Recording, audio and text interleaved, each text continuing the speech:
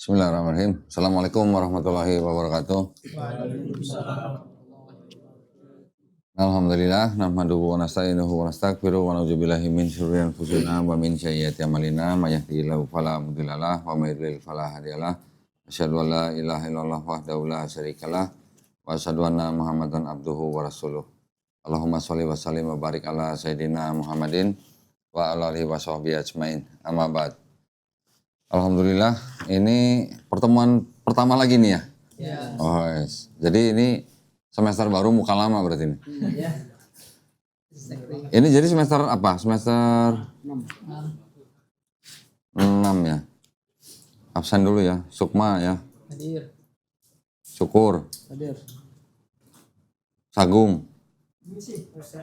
WC. Sayyid. Yang di belakang, maju.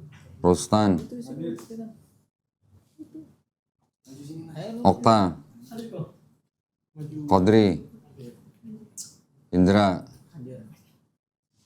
Ismail. Ini nih, sini. Itu siapa tuh nggak ada namanya tuh yang itu? Tanggal 11 ya. Kodri sini Kodri.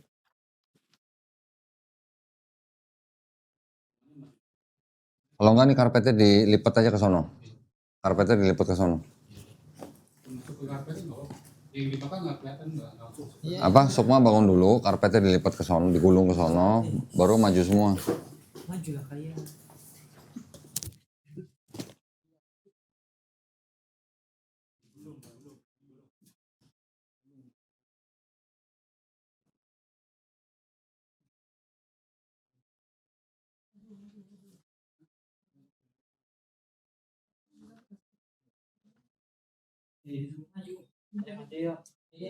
Maju.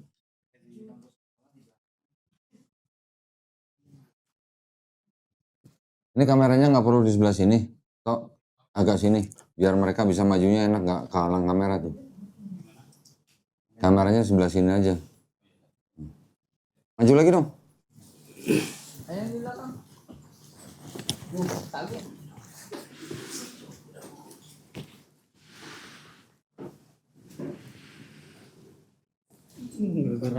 Terus. Ngapain sih pada demen di belakang? Maju lagi, itu masih kosong depannya begini ya. Lagi.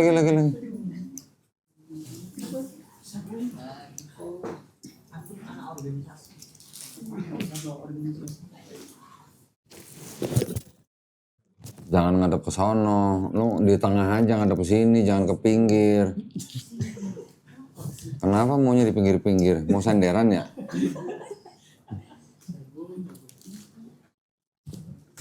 Orang dempet-dempetan begitu demenannya.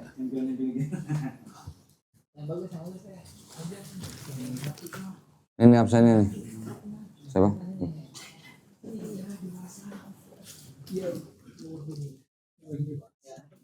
Kenapa sih kayak mau dikasih tugas aja paling depan?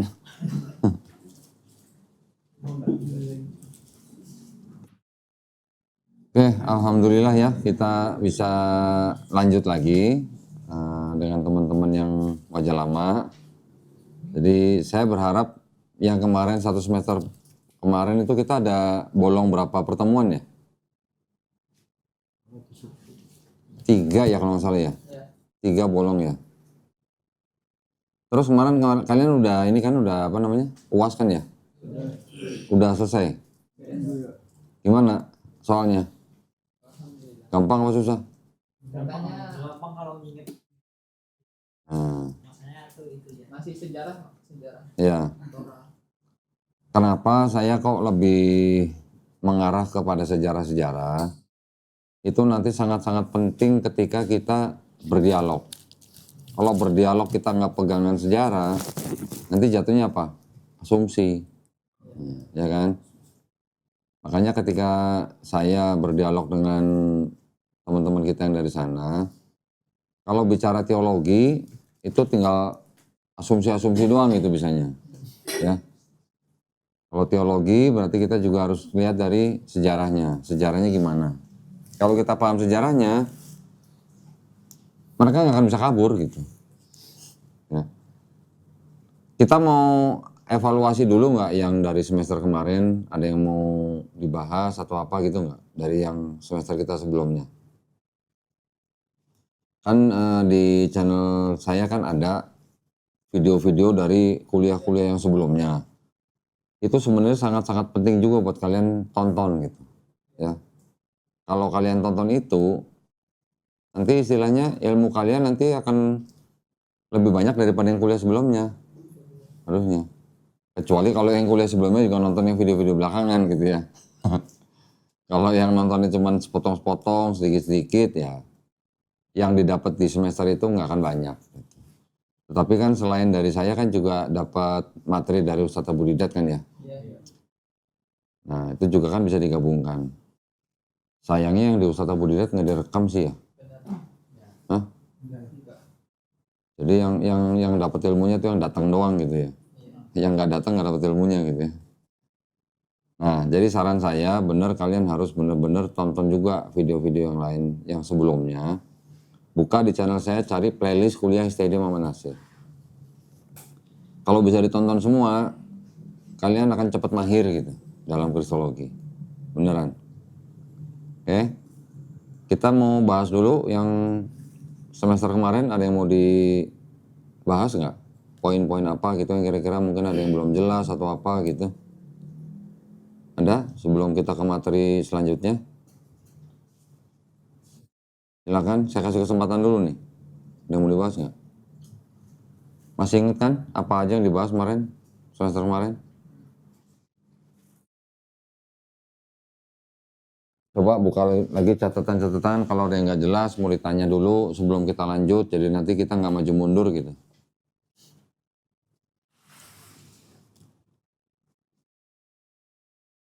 Karena kalau dalam satu semester itu nggak akan bisa mencakup semua materi dalam kristologi. Kalian dapat 2 semester, jadi kalian tuh sebenarnya materinya banyak, mungkin pertemuannya sedikit, tapi kalian sebenarnya bisa belajar semua dari awal kuliah ini semenjak mata kuliah ini dibuka gitu sebenarnya. Ya. Mungkin ada sedikit pengulangan-pengulangan tapi lebih banyak yang baru sebenarnya kalau video-video yang lama itu.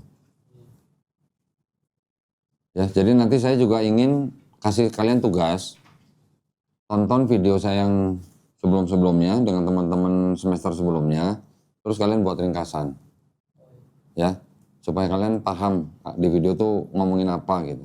Dan poin-poin apa yang bisa dicatat. Kita kalau mau jadi kristolog, kalau nggak punya catatan, percuma. Ya, walaupun Babel segini banyak, tapi kalau nggak punya catatannya, nanti ngambilnya nyemot-nyemot itu susah gitu kalau nggak punya catatan.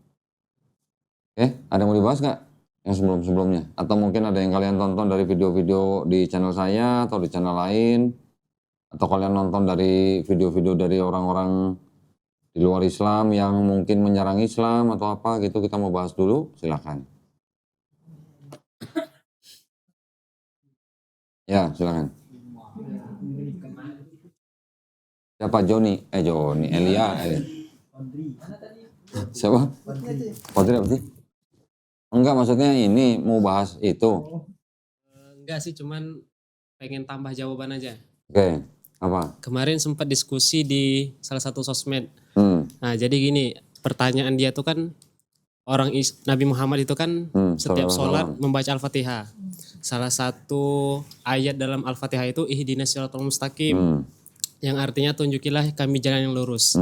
Nah, dia bertanya, Nabi Muhammad saja berdoa sampai dia meninggal, itu berdoa tunjukilah kami jalan yang lurus. Nah, dia nanya, berarti sampai mati Nabi Muhammad itu nggak ketemu jalan yang lurus. Itu logika cetak itu namanya. Nah, dia orang apa? Yang ngomong orang apa?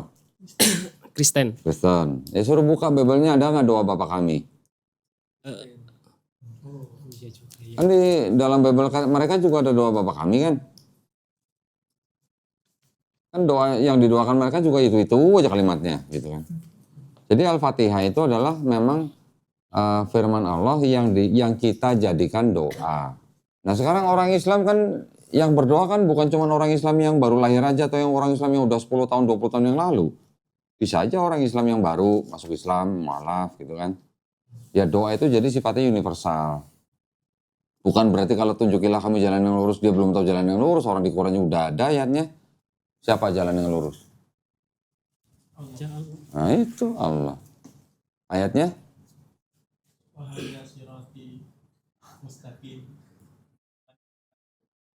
Enggak, di Quran surat berapa ayat berapa? Jalan lurus itu siapa? Ada di Quran. Para nabi itu. Quran surat Maryam. Ayat 36. Coba dicek. Takutnya saya salah juga. Benar nggak? Di situ dijelaskan nggak siapa jalan yang lurus? Benar nggak?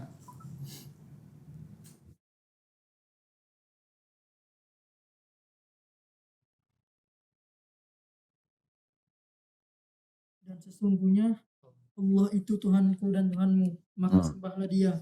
Ini adalah jalan yang lurus. Nah itu kan jelas nggak?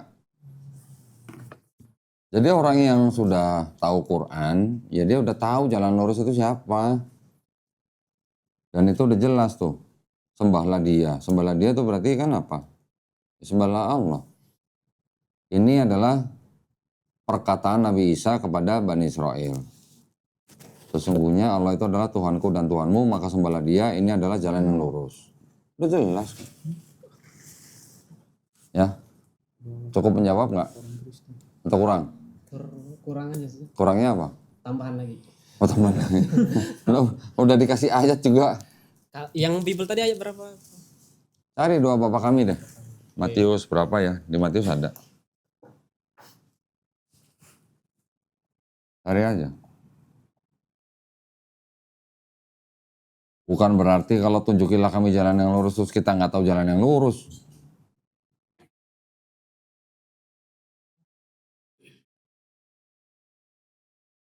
Matius 6 ayat 9.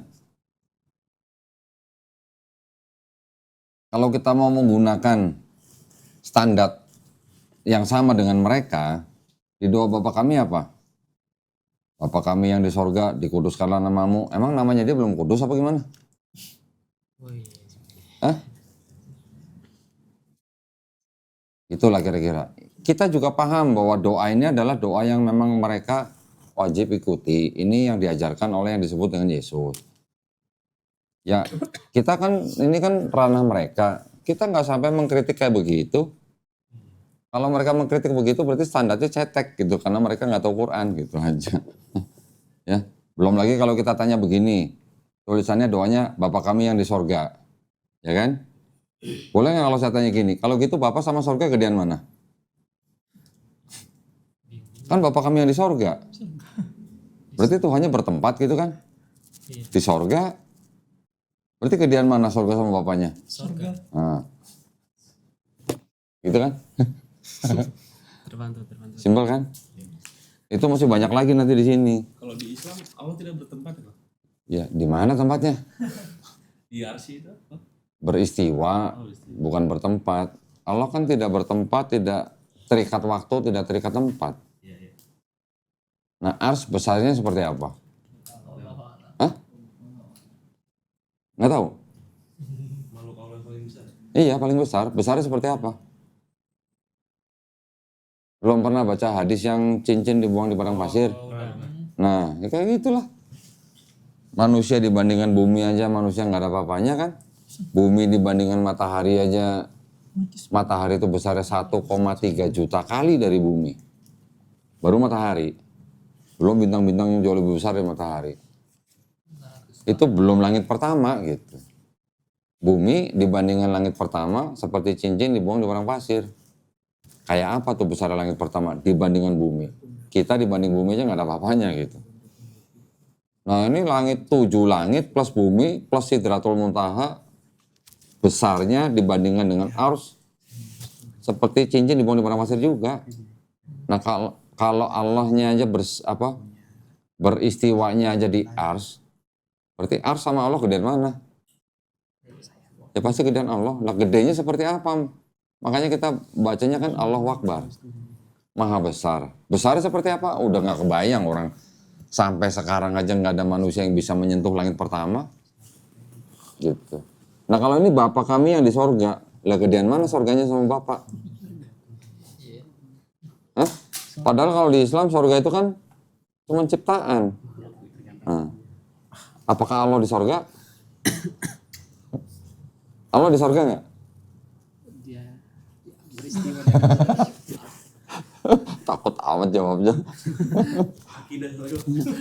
Nah ini beda akidahnya gitu.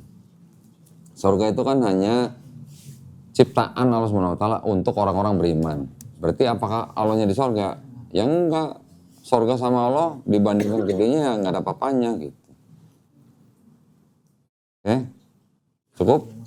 Satu lagi kok. Satu lagi. Mohon buat tambahan gimana ya? Biar kita nggak kena syubhat juga sih sebenarnya. Apa? Saya nonton, boleh sebut nama nggak? Boleh. Kayak pemikiran, pola pikir jawaban Habib Ja'far. Jadi gini, dia pernah ngelempar syubhat sama orang Kristen. Salah, kebalikan. Kristen ngelempar sama Habib Ja'far gitu kan. Bahwa kalau Allah itu maha kuasa, bisa nggak dia menciptakan sesuatu yang di luar kekuasaannya? Di luar kekuasaannya? Kekuasaan Allah. Itu yang nanya orang apa? Orang Kristen. Orang Kristen. Dia sebenarnya sedang mengarah ke logika yang sehat sebenarnya. Karena di Islam kan kita selain mengenal Allah SWT mempunyai sifat wajib, tapi kan Allah juga punya sifat mustahil. Ya kan? Karena di Islam kita mengenal sifat mustahil, berarti Allah tidak bisa menciptakan batu yang sedemikian besarnya sampai dia nggak bisa ngangkat gitu. Paham? Begitu dia nggak bisa ngangkat, dia udah lepas maha kuasanya. Dia bisa menciptakan batu yang sedemikian besarnya, tapi begitu dia nggak bisa ngangkat, udah lepas maha kuasanya. Tapi maha kuasa itu bukan maha kuasa yang bertentangan gitu maksudnya. Maha kuasa contohnya menciptakan langit dan bumi, menciptakan manusia, menciptakan alam semesta, itu kuasa maha kuasanya. Tapi tidak mungkin pada saat yang sama Allah itu maha kuasa juga tidak maha kuasa pada saat yang sama gitu. Kalau pada saat yang sama dia bisa bertentangan, itu namanya paradoks. Sama seperti saya ngomong, wih bola itu kotak banget ya gitu. Mana ada bola kotak, bola di mana-mana bulat gitu kan. Nah, sebenarnya itu yang malah bisa menyerang balik konsep ketuhanan dalam Kristen. Kristen kalau ditanya gimana ceritanya manusia bisa menjadi manusia, ya kan? Mereka kan selalu jawabnya karena dia maha kuasa. Ya, orang Kristen jawabnya selalu begitu, karena dia maha kuasa, itu kaca jangan disandarin. Mereka bilang kalau karena Tuhan maha kuasa, makanya dia berkuasa jadi manusia. Nah, itu bisa jadi paradoks. Paradoksnya segini soalnya.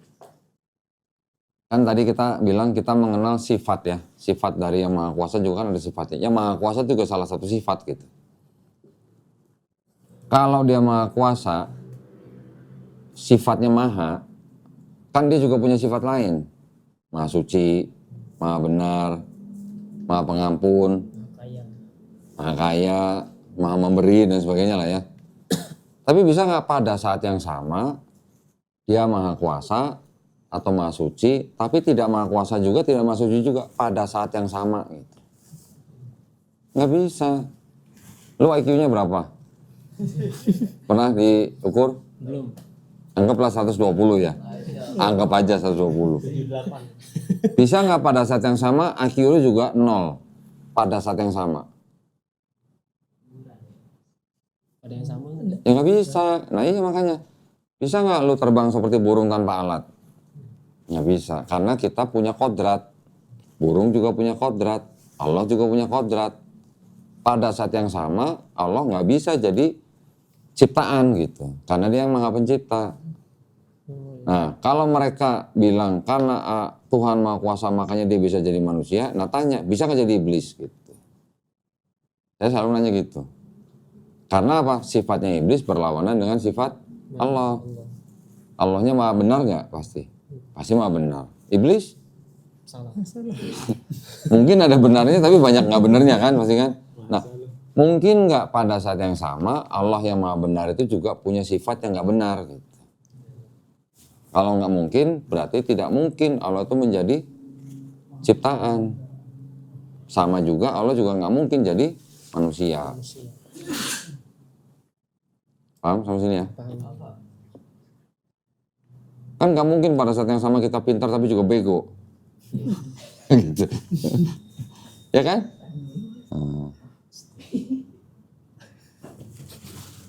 Ada lagi? Cukup? Tes. TikTok. Oh, ini TikTok nih ya. Ini korban-korban TikTok. Berarti ini korban-korban TikTokiah berarti. Oh, konten kreator. Iya kok. Ya. Pertanyaan yang cukup menjadi fundamental kepada kita terutama nih mahasiswa. Nanti minta bimbingannya kok ketika perdebatan. Ternyata kan sudah banyak sekali ya apologet di TikTok, di sosial media. Ternyata memang lincah juga. Waktu itu ketika kami diberikan tugas UAS ngikutin live streaming para oten atau ini teman-teman dari jangan sebut oten. teman-teman dari kalangan Kristen lah. Ternyata memang lincah-lincah ya. Nah terus Sukma juga salah server. Kirain tuh cuma 1 orang doang yang lagi live streamingnya. Ternyata 3 orang lawan 1. Udah gitu masih newi lagi aku. Nah akhirnya ketika udah diserang dengan pokoknya pakai berbagai dalil yang dari Ustadz Abu Deda lah terkait kontroversi antara Bible atau ketuhanan Yesus dengan Allah, kan katanya Yesus itu kan Tuhan. Nah terus kan pasti dia mengetahui hari kiamat. Nah itu yang kami buat menjadi pancingannya. Dia malah kick balik lagi ke saya. Terus lah tapi itu Nabi Muhammad kan tahu hari kiamat juga, berarti Nabi Muhammad Tuhan. Saya bilang sejak kapan Nabi Muhammad SAW tahu kiamat? Iya, makanya yang dia pakai dalilnya itu pinter, dia ngocak-atik ayatnya. Pokoknya Nabi Muhammad kan tahu tuh hari kiamat itu hari Jumat. Udah dibilangin ngeyel tapi dia hari Jumat itu sebagai ciri-cirinya, cuman kita nggak tahu kapan terkait pastinya. Masih diotak-atik, dikasih lagi. Kan bahwasanya yang mengetahui hari kiamat misalnya kayak di surat Al-A'raf ya, bahwa tidak ada satupun makhluk yang mengetahui kapan hari kiamat akan tiba. Nah tapi buktinya itu Nabi Muhammad tahu, udah bilang tapi itu buktinya, bahkan dalam hadis Arba'in kan udah dijelasin tuh. Tapi ngeyel dibantah lagi sama teman-temannya tuh, diserang saya. Habis ya akhirnya. Masa habis? Masa mahasiswa kepakaran kristologi STD mau habis ya? Habisnya karena pengen ujian kan, itu pas lagi ujian kita pengen ke kampus, akhirnya kita sudahin dulu. Nanti kita cari jawabannya lebih ini. Akhirnya bagaimana sih? Apakah memang ketika debat di itu, kalau aku kan masih nunggu dia penjelasannya sampai selesai dulu, baru kita bantah argumen pokoknya ketika dia ngasih argumen potong-potong aja gitu kalau udah nyeleneh. Atau bagaimana sih trik-trik dalam berdebat di sosial media tersebut? Dan ternyata memang udah banyak sekali aliansi tersebut minta pembekalan gitu. Makanya saya nggak mau kalau debat online tuh saya nggak mau. Karena begitu mereka ngomong, giliran kita ngomong mereka potong. Ya kayak gitu, apa esensinya yang didapat? Nggak dapat. Makanya kalau saya dulu pernah dijebak nih sama teman Islam yang jebak saya nih. Suruh naik katanya, ngobrol sama teman Islam. Dinaikin lah orang Kristen, berdebat di situ. Kalau pas ketemu Kristen yang caranya seperti itu, saya nggak ladenin. Oh gitu. Mendingan saya tantang aja, kita debat offline aja. Waktu itu pas ketemu Kristen yang agak tertib gitu. Ya, tertibnya apa? Kita kasih waktu yang sama untuk bicara. Saya 2 menit, dia 2 menit. Ada moderatornya. Itu masih mending. Itu orang yang nonton pun bisa ngambil pelajarannya apa gitu. Tapi kalau ngomong saut-sautan, ngapain? Buang-buang energi kalau gitu. Oh gitu. Gitu, makanya saya nggak mau debat online. Mendingan debat offline. Kalau debat offline kan harus ada moderatornya. Jadi kita ngomong apa, dia harus dengerin. Dia ngomong apa, kita dengerin. Kita tunjukkan apa juga dia harus lihat, dia tunjukkan apa kita juga harus lihat. Jadi kita harus berbicara atau berdebat itu dengan seilmiah mungkin. Iya. Kalau ilmiah itu artinya apa? Ada dokumennya, bukan ada asumsinya gitu. Asumsi nggak kepake kalau debat gitu. Iya. Ya kalau mereka asumsi ya biarin aja, nanti yang nonton kan bisa menilai. Gitu, makanya saya nggak terjun di TikToknya karena itu. Jadi saya menggunakan TikTok hanya untuk mengupload video-video short untuk memancing orang nonton YouTube saya gitu. Iya. Pas ditelusuri itu ternyata akunnya itu banyak banget fake gitu. Memang. Kayak wah, Memang. gitu ya. Lah orang sekarang channel saya aja diserbu sama komen-komen judul. Itu buset ya itu saya pernah ngeliat ada foto ya. Operator yang ngirim komen itu satu orang itu bisa pegang puluhan HP yang di dinding. Oh gitu. Dan semua HP itu terhubung dengan kabel-kabel masuk ke dalam sistem mereka. Jadi mungkin dia sekali ngirim tapi bisa menggunakan sekian banyak akun sekaligus. Gitu. Dan nama judulnya itu mereka diganti-ganti. Awal-awal dulu apalah Dewa Dora lah, ntar Aero ini lah, macam-macam dah.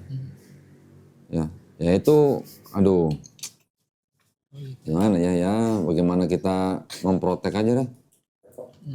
Makanya saya kalau debat nggak mau online, Gitu. saya mendingan offline. Offline kita lebih jelas topiknya apa, dokumennya apa. Jadi orang yang nonton juga bisa ngambil pelajaran gitu. Saya nggak berharap pendeta yang debat sama saya masuk Islam, enggak. Cuman kan dengan pendeta itu debat sama kita bisa memberikan argumen terbaik kita yang masuk akal dan logis dan ilmiah. Yang nonton kan bisa mikir gitu. Yang buat orang Islamnya dia makin kuat, iman dan akidahnya. Yang belum Islam siapa tahu dia dapat hidayah gitu. Jadi kalau saya debat sama pendeta offline saya senang karena saya malah minjem gitu. Minjem pendeta untuk berdakwah gitu. Kalau di TikTok kayak begitu gimana mau dakwah? Ngomong belum selesai dipotong, Iya. Itu kan orang yang gimana ya? Ya tapi ada teman-teman kita yang melayani mereka di online. Kalau belum terbiasa mendingan nggak usah. Iya. Ya. Kemarin pas tugas kemarin. Azan Siap. Berarti memang harus. asar ya ini ya. Kita break dulu, setelah sholat asar kita lanjut lagi ya. Siap.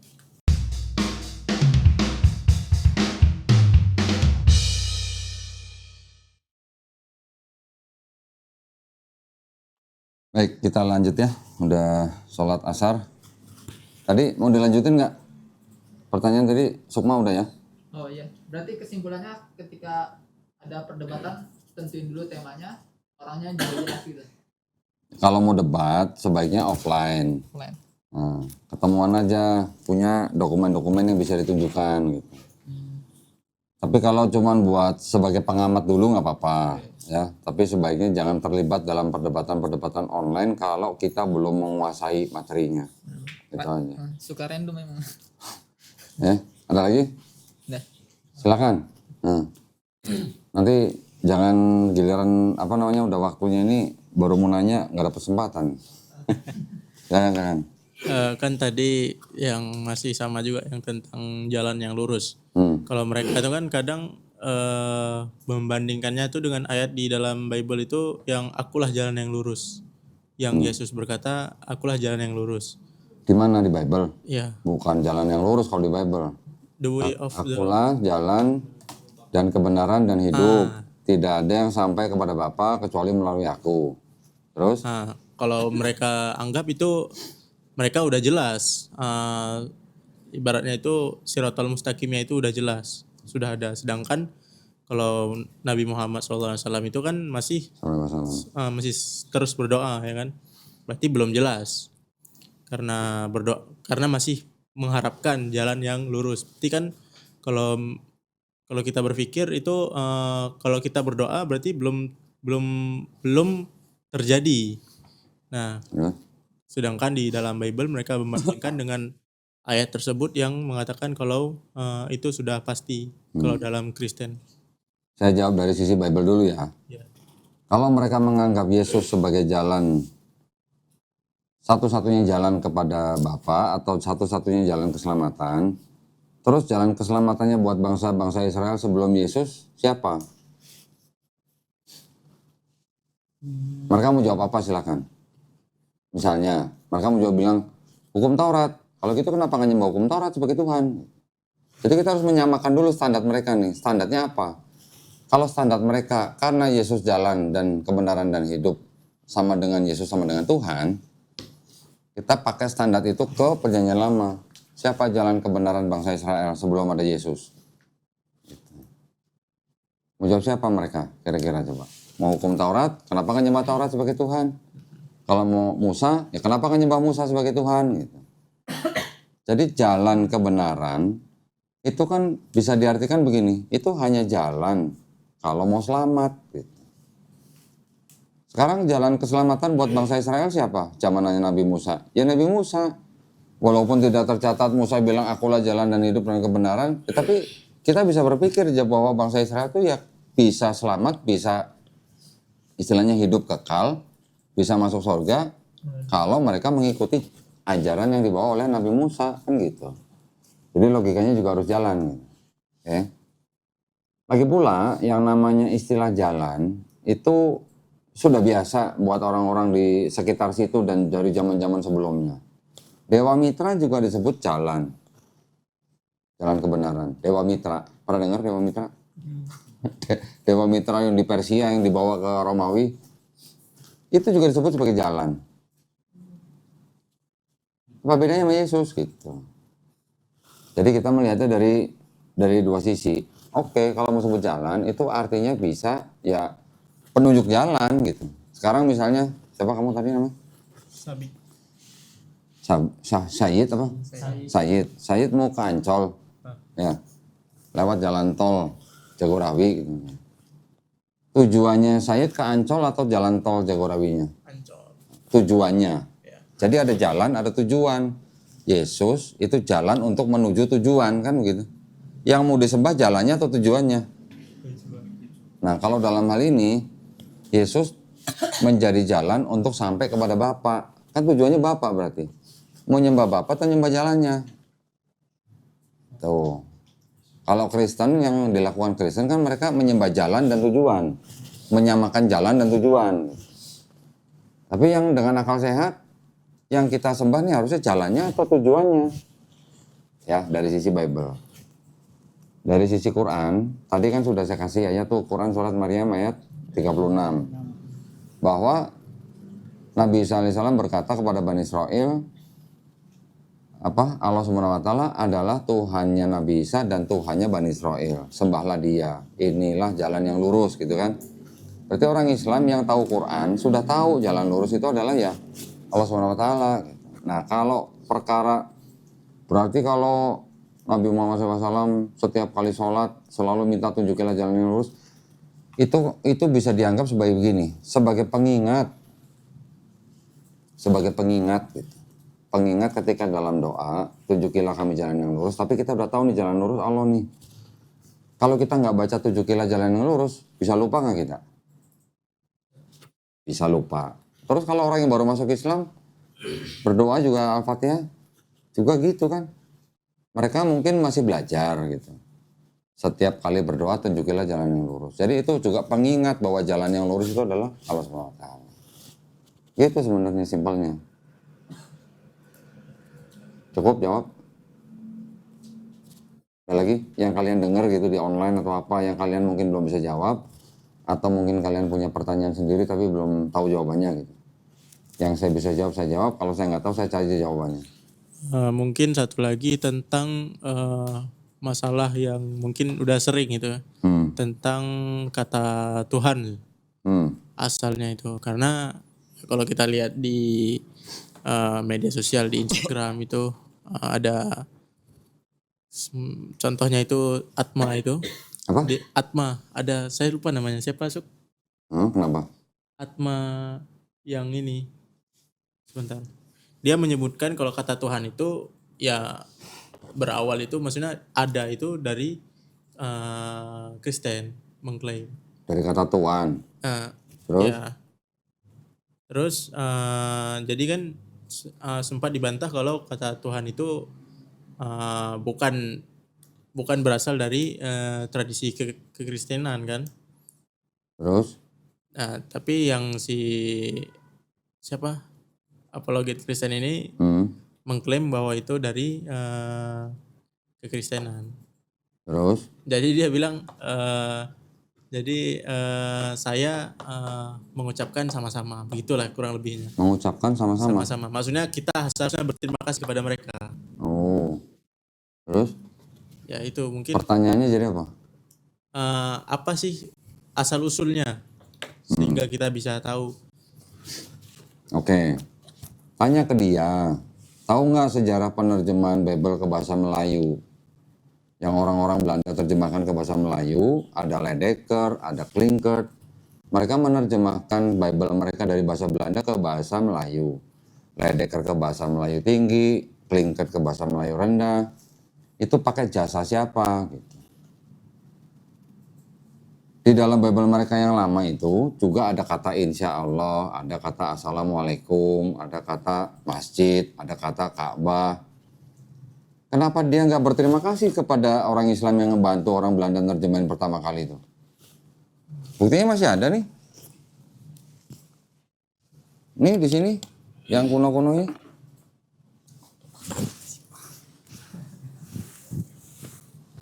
Ini dari Klinkert.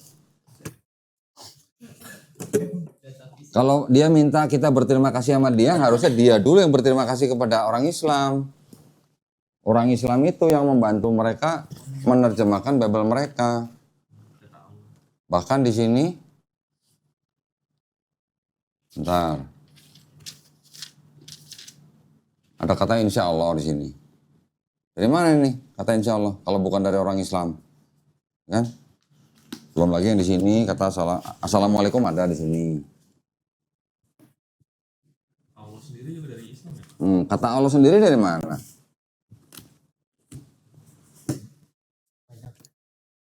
Iya. Mas kali itu.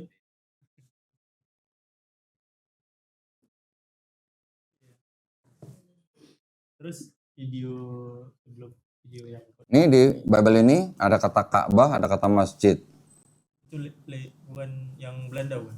Bukan, ini yang udah generasi berikutnya. Ini dari dikeluarkan oleh Perserikatan Hendak Memaklumkan Alkitab 1949. Masih ada kata masjid, masih ada kata Ka'bah malah. Ini tersalin kepada bahasa Melayu rendah.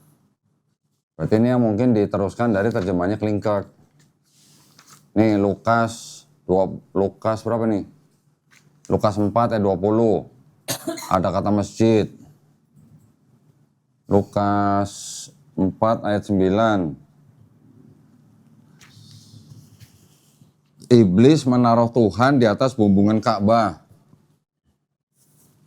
Nah, jadi kalau kembali lagi ke kata Tuhan dan Tuhan,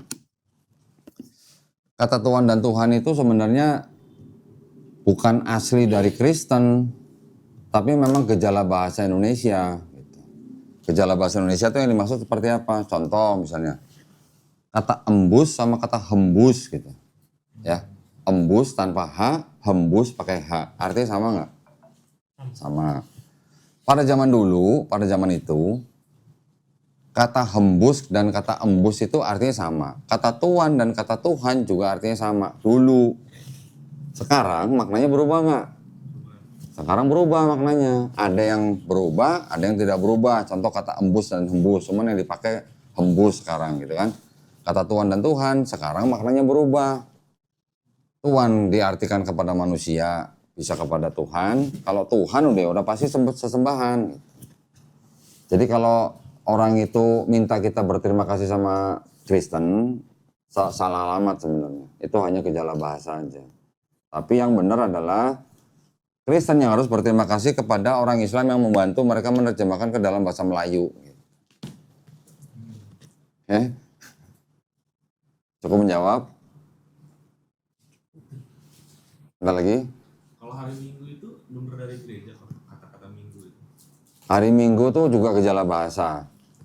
Saya pernah baca tuh asal-usul hari Minggu tuh. Itu kalau nggak salah dari bahasa, Portugis kalau nggak salah. Kalau nggak salah ya, saya konfirmasi lagi nih.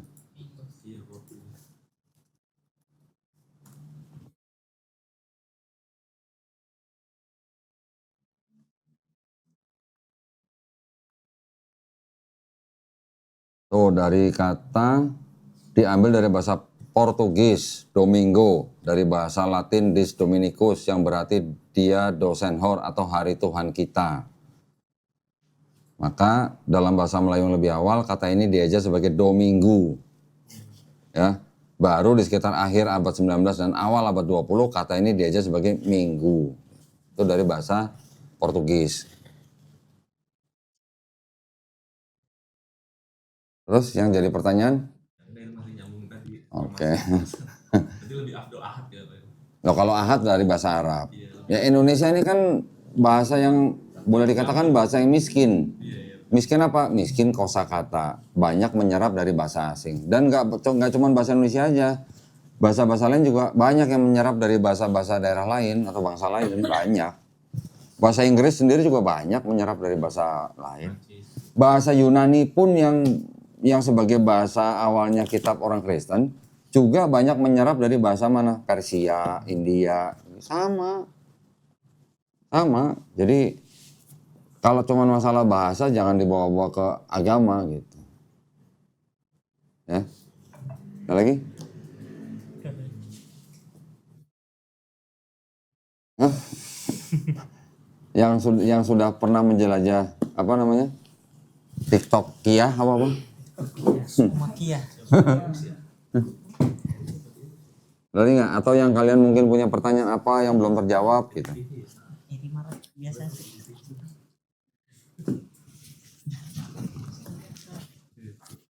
Ayo, Bang. Patah. Harga nambah. Ini follower RK. Apa? Kenapa? Edis TV. Oh, pengikutnya Edis TV. Sukma. Banyak yang komen, lebih paham Edis tentang Quran daripada kita katanya. Ya, saya jawabnya gampang. Kalau dia paham Quran, dia nggak mungkin menyembah manusia yang digantung di apa? Ya nggak? Iya. Nah, itu. Itu oper.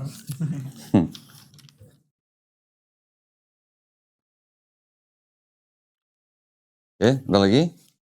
Nggak apa-apa, kita bahas aja kalau memang ada yang daripada penasaran. Kita bahas aja. Nanti yang kedua baru kita lanjutkan dengan materi kita, nggak apa-apa. Q&A session gitu.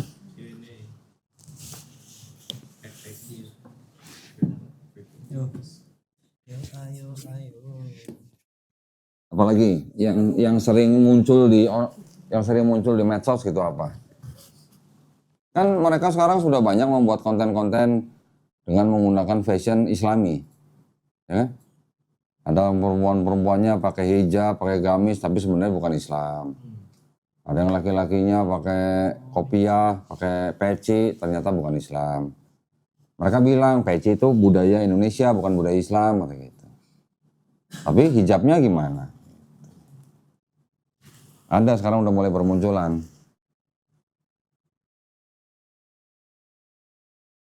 Kalian harus hati-hati gitu melihat konten-konten yang seperti itu. Kecadaran juga ya. Cadaran saya belum lihat sih. Jelas ngomong awas dulu. Iya. Sebenarnya sih buat kita gini ya. Mereka mau menyembah apapun itu hak mereka. Haknya tuh dilindungin sama negara. Ya, asal mengikuti ketuhanan yang Maha Esa. Tapi kalau mereka terus mencoba menarik orang untuk dijadikan penganut mereka, nah itu yang harus kita lawan. Kita melawannya bukan dengan fisik, tapi melawannya dengan perang pemikiran. Perang pemikiran kita bisa taruh di dalam medsos. Itu aja sebenarnya. Jadi tujuan kita kan melindungi atau membentengi akidah umat Islam. Saya kan masih sering juga di teror atau apa gitu. Kenapa masih bahas-bahas Alkitab gitu? Kan kamu udah mualaf gitu. Ngapain bahas-bahas Alkitab? Ya kan gampang jawabnya. Mereka sendiri masih belajar Islamologi, kenapa kita nggak boleh belajar Kristologi? Di STT masih belajar tuh Islamologi. Bahkan mereka belajar Islamologinya di STT malah untuk menghujat kita. Ada lagi nggak selain tadi jalan yang lurus? Ini saya tunjukin nih buku.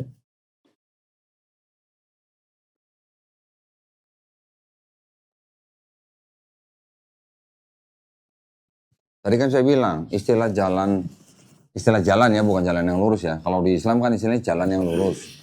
Kalau mereka kan jalan gitu kan, jalan dan kehidupan dan kebenaran gitu kan. Ini ada buku nih, The Greatest Celestial Deception, Sam Oputa. Ini yang nulis bukan orang Islam loh. Dia bilang apa? Mitra, like Jesus. Tulisnya like Jesus nih. Was venerated as the way. Tuh, dihormati sebagai apa? Jalan.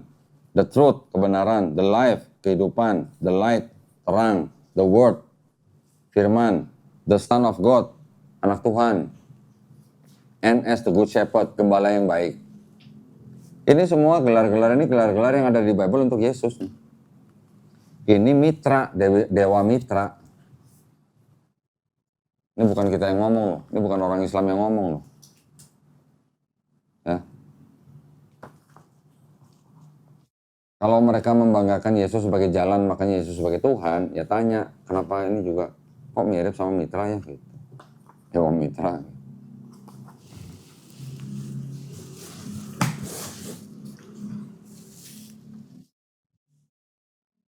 Apa lagi? Ada lagi?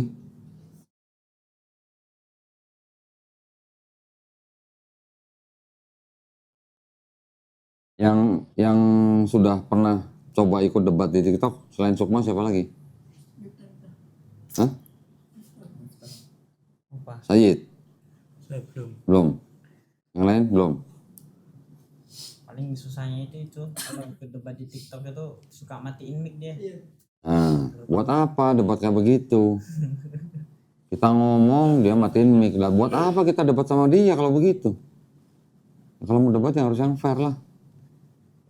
Ada yang tahu Christian Prince juga? Christian Prince. Nah, CP ya? CP itu Christian Prince, bukan cepot. Gak pernah berani nunjukin muka deh. Satu, nggak pernah nunjukin muka. Kedua, giliran lawan bicara lagi ngomong di mute. Ya debat model apa kayak begitu?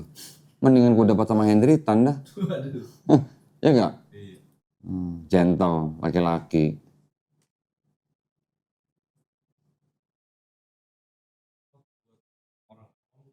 Bilang bahwa Yahudi Islam itu bersaudara, cuma beda satu akar tapi beda buahnya, itu bantahnya secara simpel gimana ya? Gampang lah. Bahwa kita tuh yang benar, mereka tuh cuma salah doang. Kalau banyak orang mikirnya, sebenarnya tiga agama ini sama aja gitu. Sama di mana? Sama-sama maksud Tuhan sama. Tuhan sama. Dalam artian punya akar yang sama gitu tuh. Abrahamik. Iya. Abrahamik. Kan banyak yang awam kayak gitu tuh. Simpelnya untuk menyangkal gitu. Simpelnya gini aja, nabi-nabi di perjanjian lama, ada nggak yang ngajarin Trinitas gitu aja. Gitu.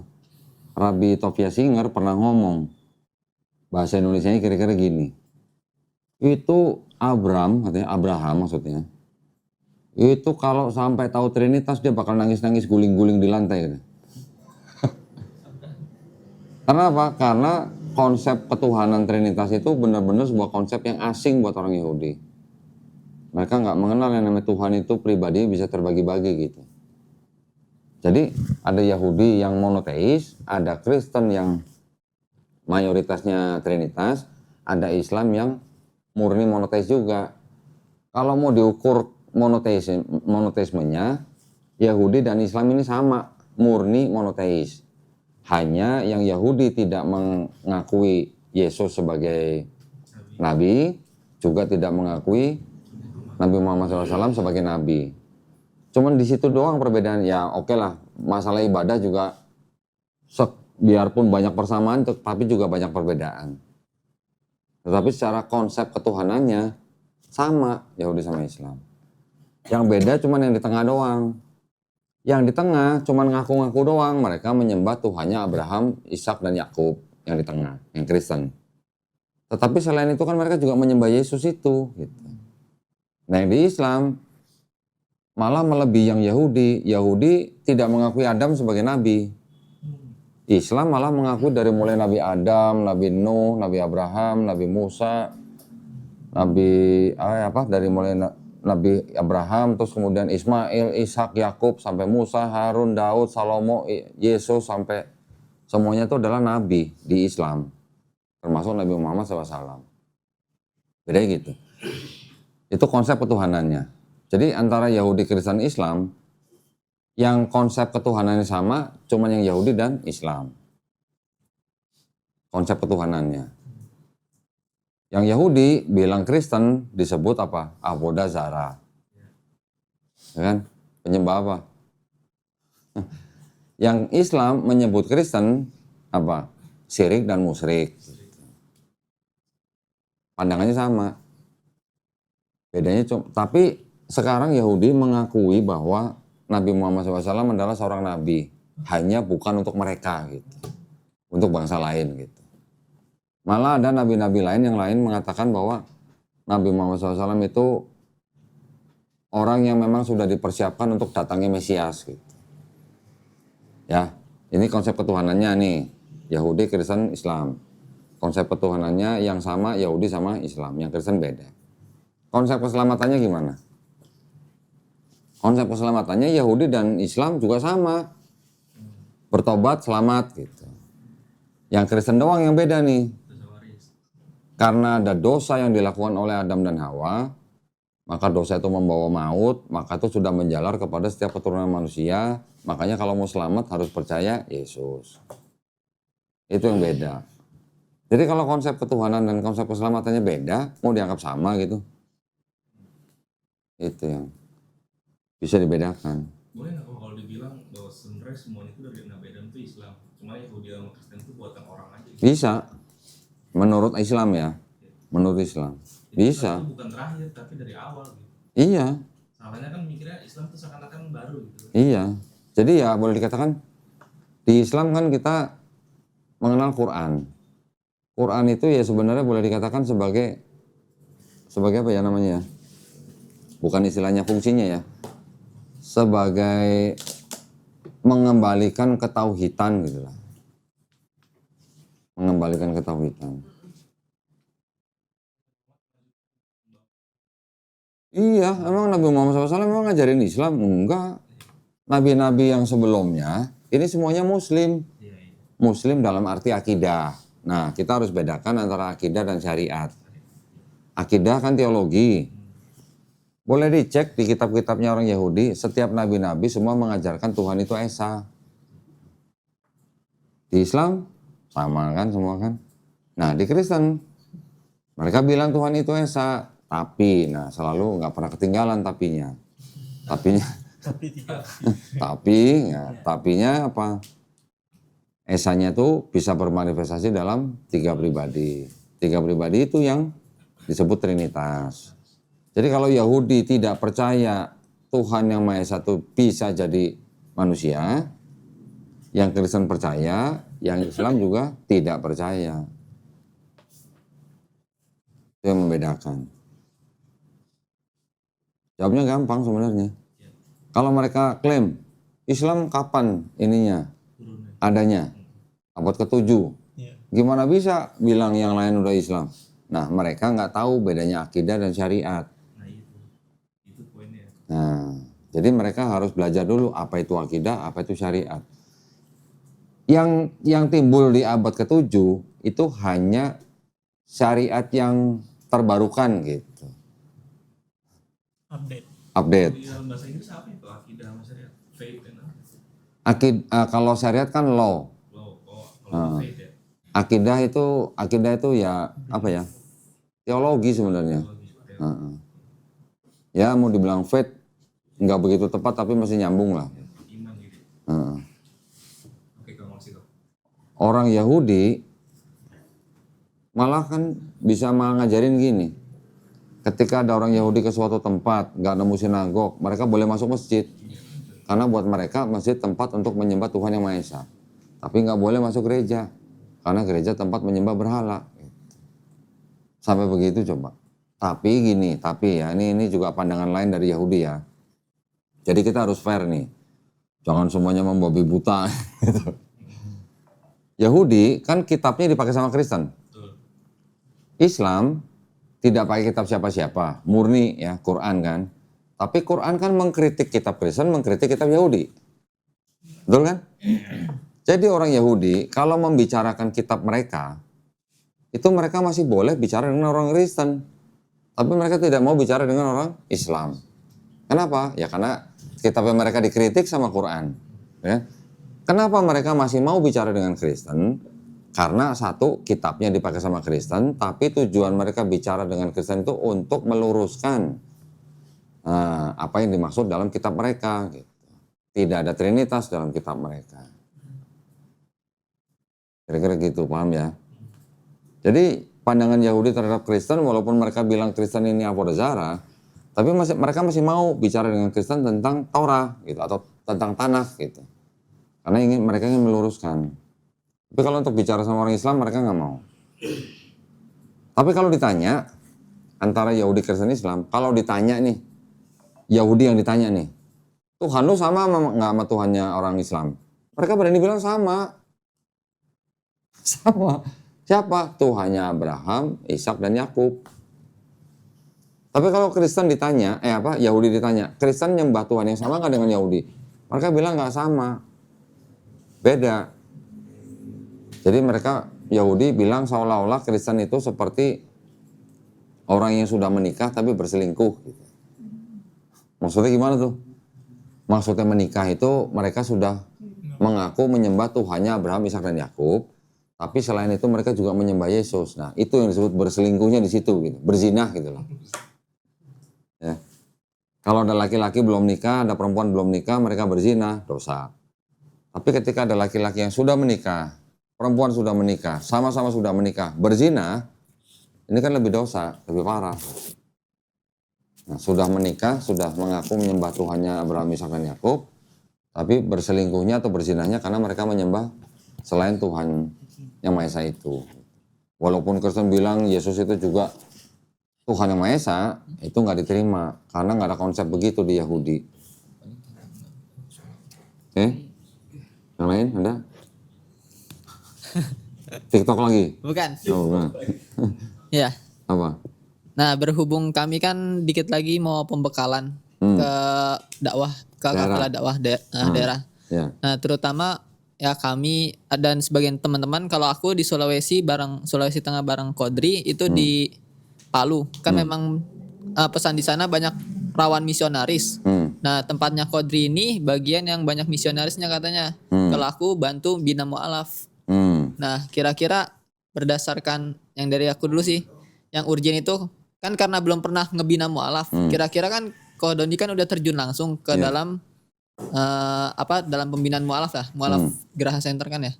Nah, itu kira-kira bagaimana sih langkah-langkah atau cara-cara kita dalam membina mu'alaf tersebut yang baru saudara-saudara kita yang baru masuk Islam tersebut yang menjadi fundamen.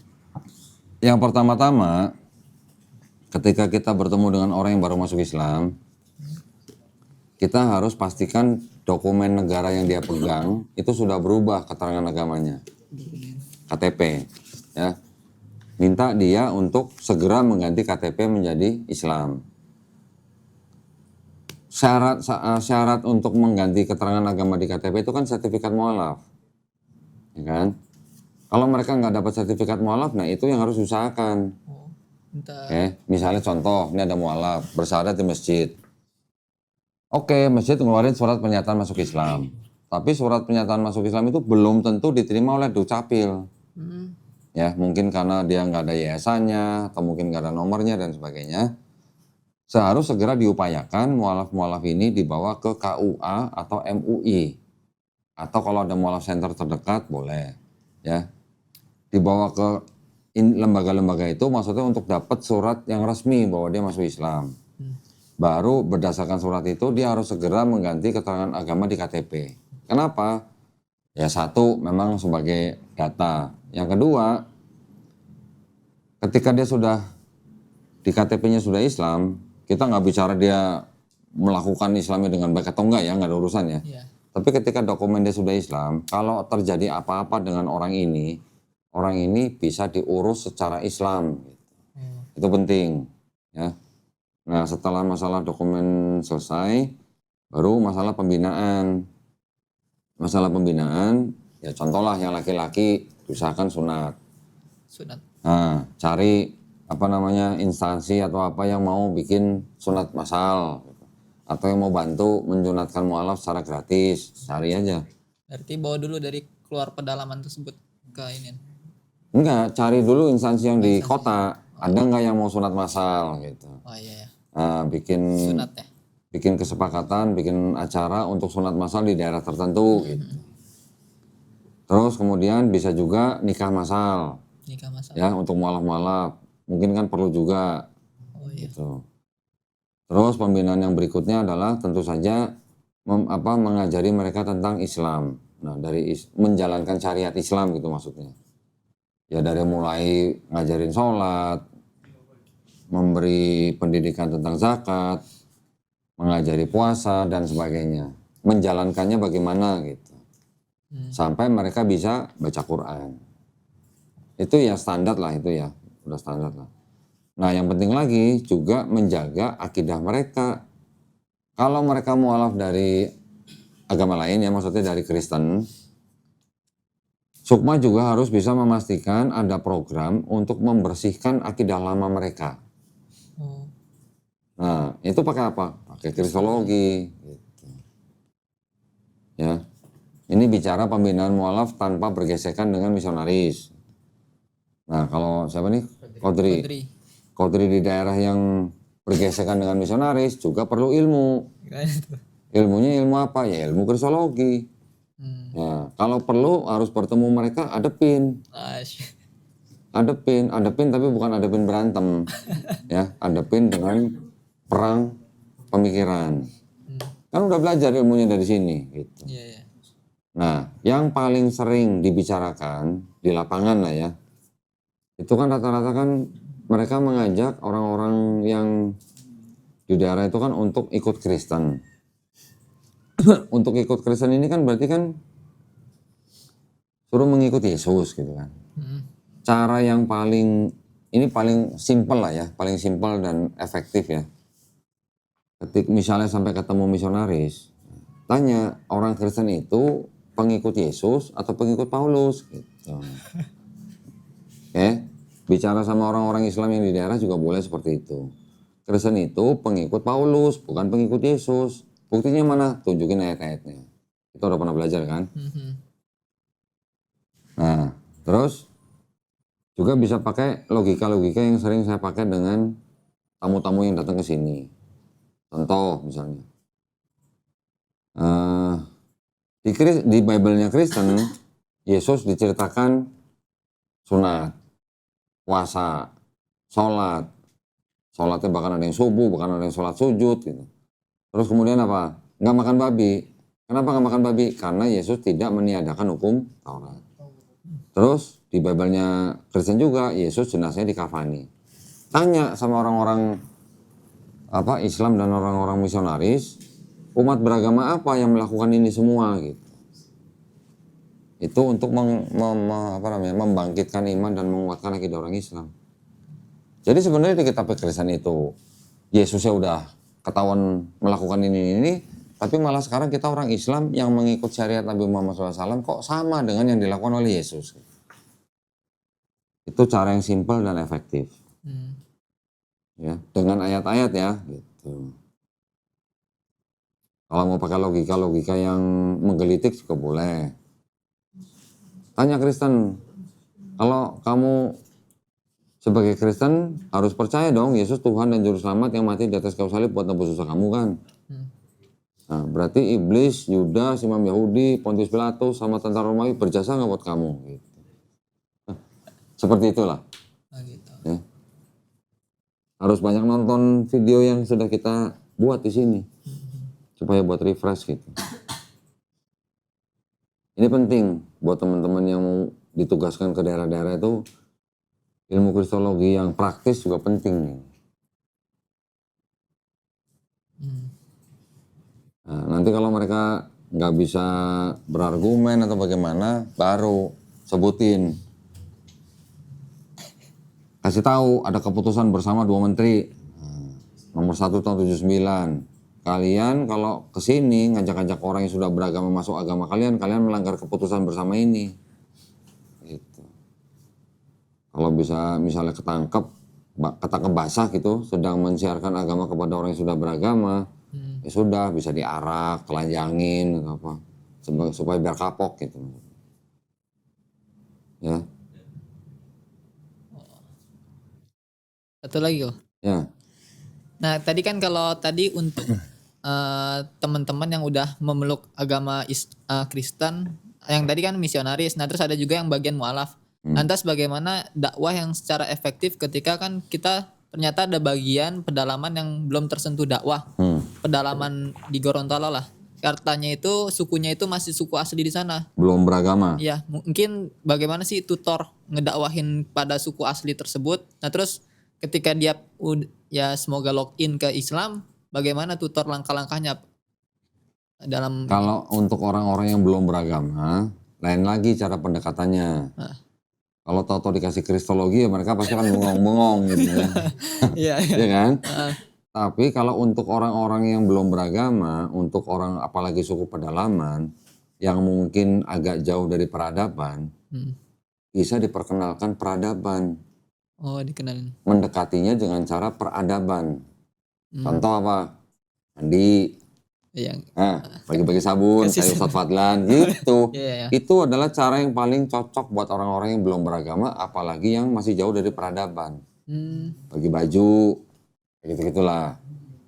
Dengan kita melakukan hal-hal yang ada keteraturan, ada kesopanan, ada apa namanya, dengan mengikuti peradaban, otomatis mereka nanti pasti akan ada rasa tertarik untuk ikut. Nah, setelah tertarik, baru kita ajarkan bahwa untuk melakukan ini semua, ini ada aturan dan ajarannya. Ajarannya apa? Islam.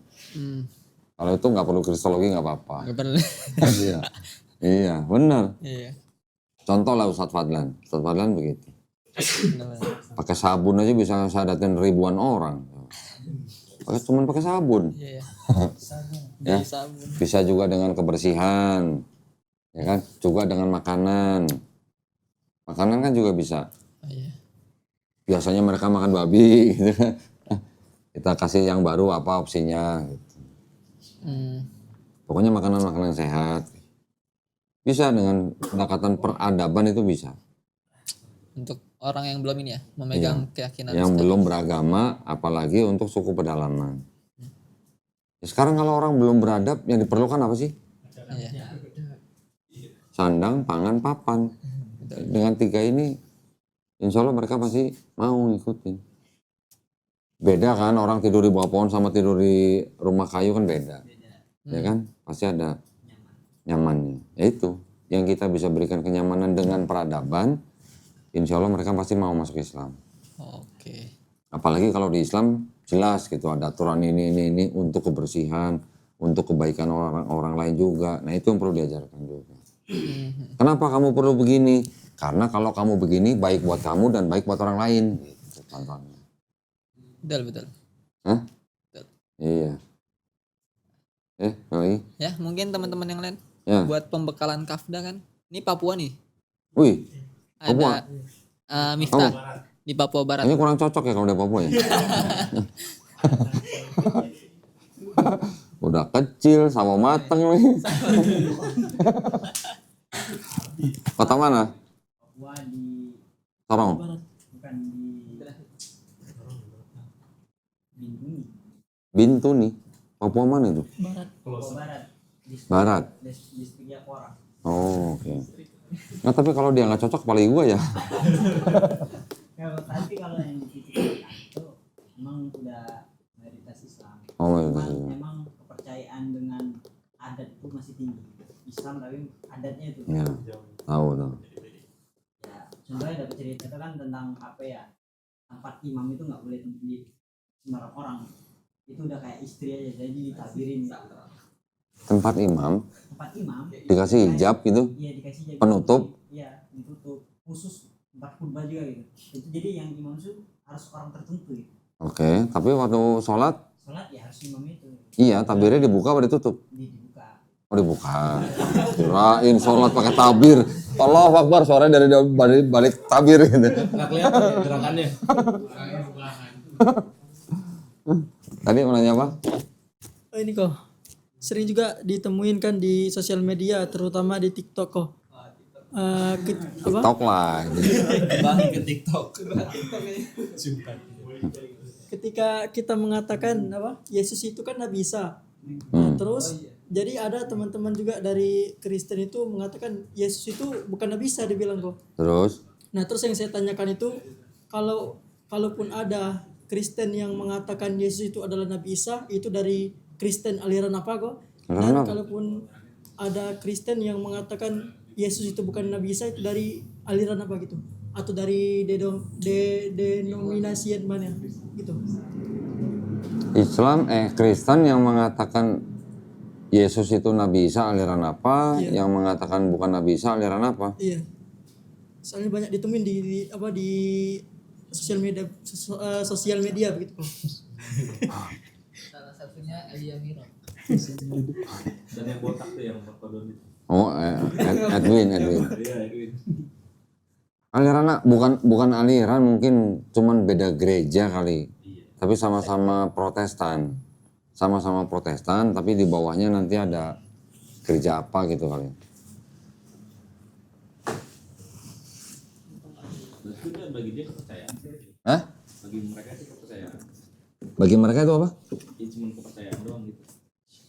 Gini. Sebentar.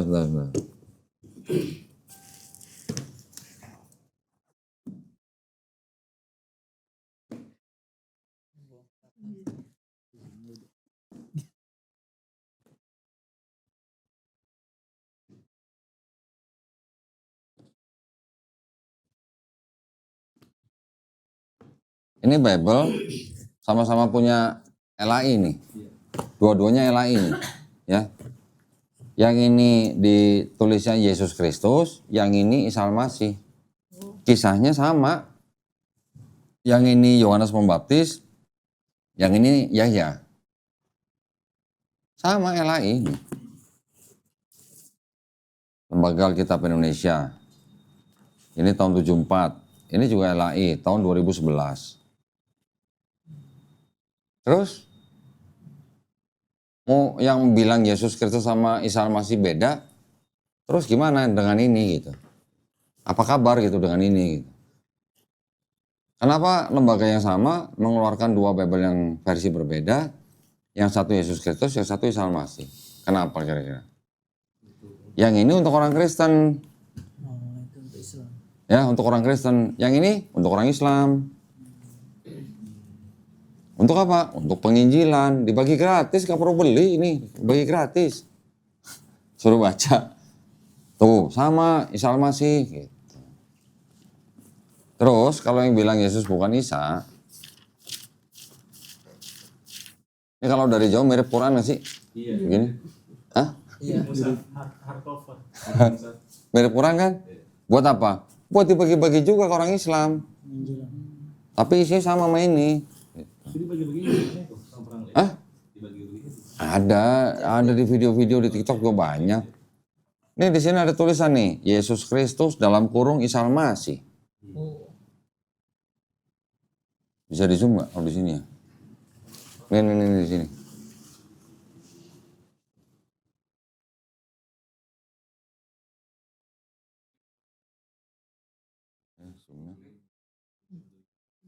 Tuh, kelihatan nggak? Kelihatan nggak itu? Yesus Sang Mesias dalam kurung Isa Al-Masih. Kelihatan? Yang ini tadi juga nih. Keren nggak dosen ngoperesin kamera?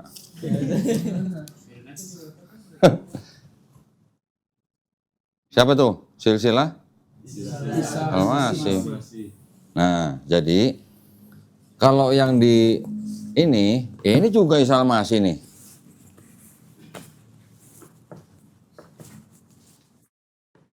Kalau yang ngomong-ngomong Yesus bukan Isa Al-Masih, mereka nggak punya ini sama ini.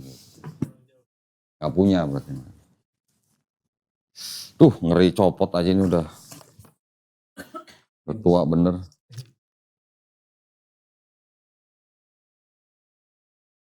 Siapa tuh?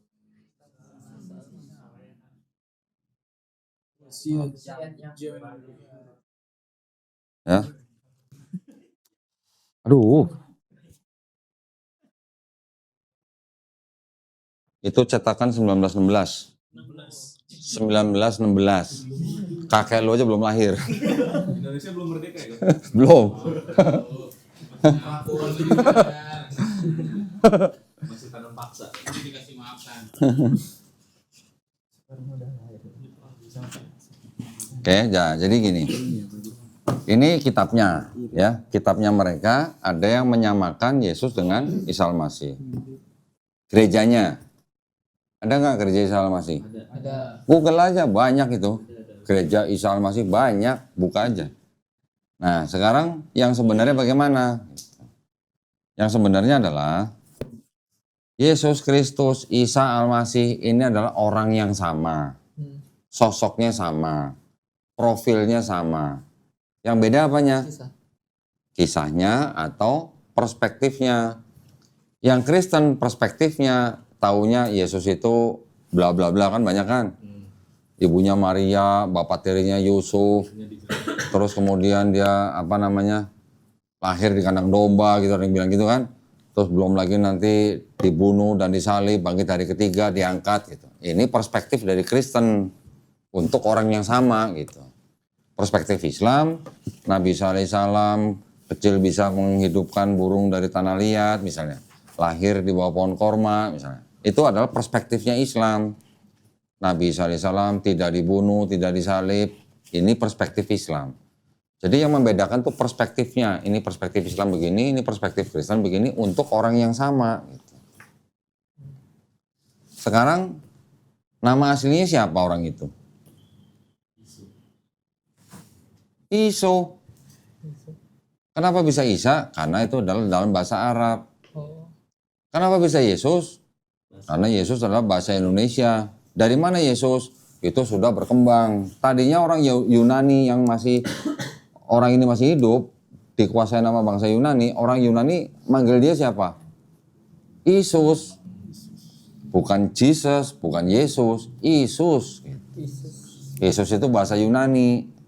Nah, kalau orang Yunani kan belakangnya harus kus gitu. Atau as gitu. Nah kan Matius, Markus gitu. Polikarpus gitu. Belakangnya us gitu.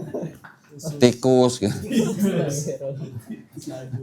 Nah, Paulus gitu kan. Nah, belakangnya us orang Yunani, orang Romawi yang berbahasa Yunani memanggil dia dengan sebutan Isus. Aslinya Iso dalam bahasa Aramaiknya. Bahasa Ibraninya Yesua. Bahasa Arabnya Isa. Kok bisa jadi Yesus? Tenang. Mana ya kitabnya? Mana yang KJV itu ya? Kok di sini nggak ada? Ini saya jelasin dulu. Dari mana ceritanya? Isus bisa jadi Yesus. Ya, Isus bahasa Yunani.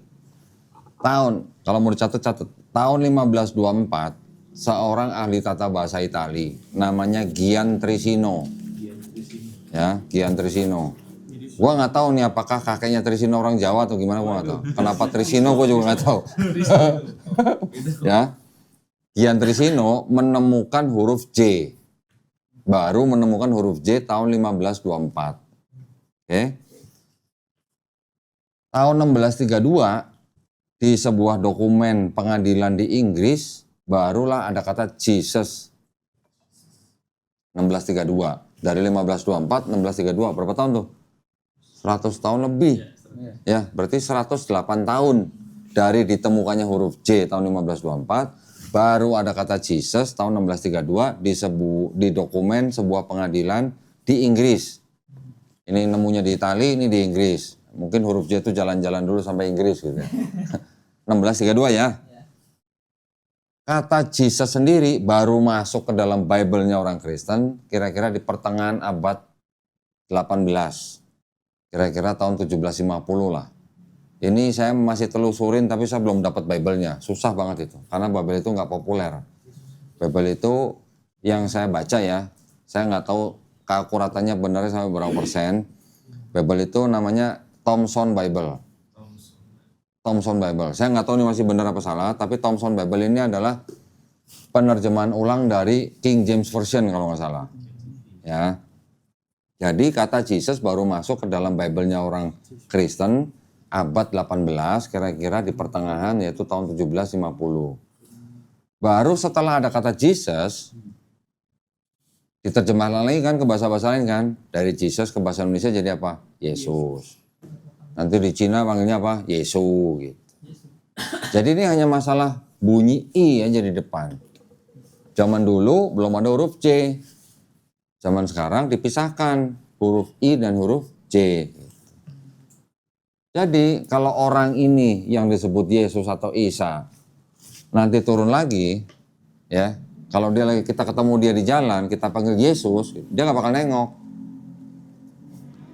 Kalau dia dipanggil Iso, baru nengok. Sampai sini paham ya? Jadi orangnya sama, profilnya sama, sosoknya sama. Cuman dipandang dengan perspektif yang berbeda dari Islam dan Kristen. Itu aja. Tapi Kristennya sendiri ini juga terpecah. Kalau yang bilang Yesus bukan Isa, nah ini orang yang nggak punya ini. Sama orang yang nggak tahu kalau di Indonesia ada gereja namanya Isa Al-Masih.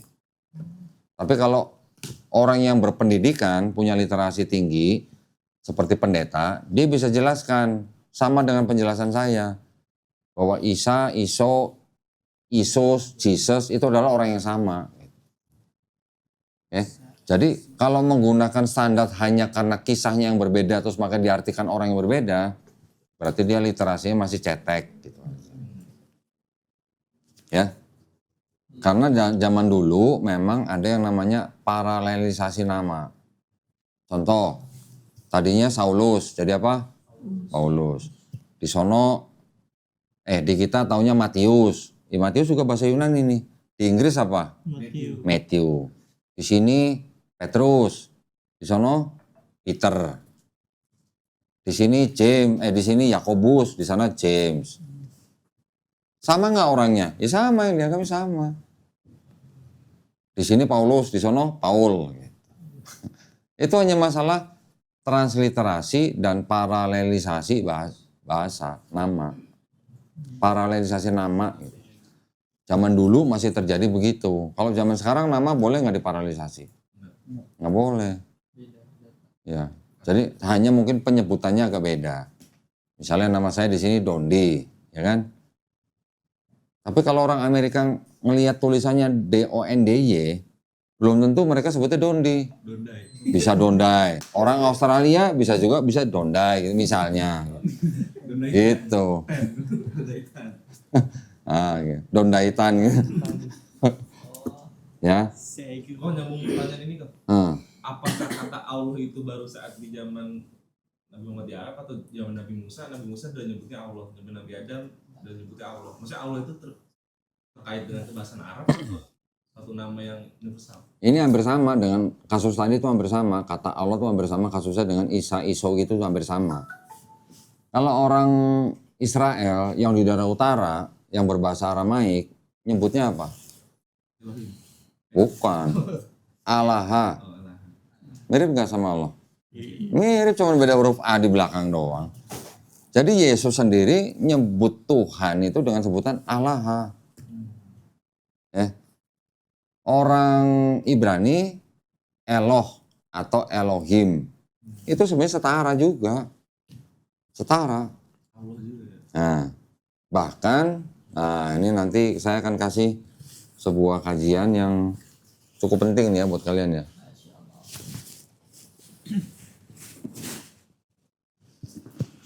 Ini bisa dibeli di bibleju.com kalau yang mau beli. Ya. Belum ongkos kirim 193 doang. Cuma 193 dolar. Belum ongkir, belum pajak. Ya. Ini yang nulis orang Yahudi, Rabi, namanya Rabi Saadia Gaon. Hidup di abad ke-9 sampai 10 Masehi. Dia menerjemahkan Torah 5 kitab Musa itu dalam bahasa Arab. Ya, saya udah bikin PowerPoint-nya untuk kita kaji nanti. Belum selesai. Yang saya hafal di Keluaran 3 ayat 15. Coba buka Bible.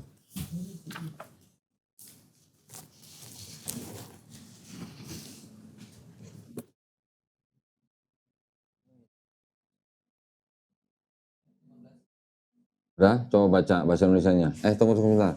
Saya tunjukin di sini juga yang biar yang nonton tahu juga. Bentar. Nah, kalau kristologi memang seluas ini gitu loh. Gak cuma ngomongin Yesus Tuhan atau bukan.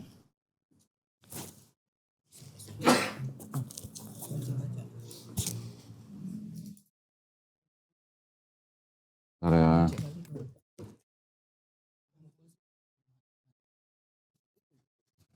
Udah buka?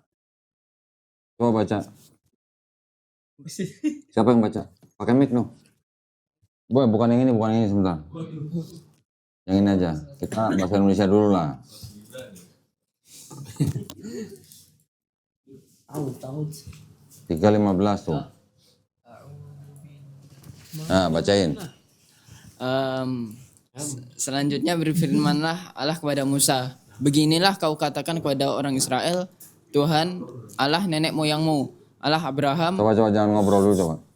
Allah Ishak dan Allah Yakub telah mengutus aku kepadamu, itulah namaku untuk selama-lamanya dan itulah sebutanku turun-temurun. Perhatikan, di sini ada kata Tuhan, huruf besar semua ya. Coba tutup dulu nih. Kenapa?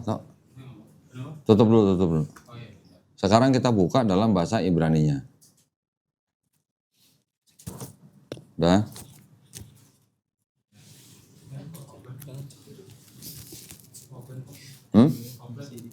Offline. Coba ini.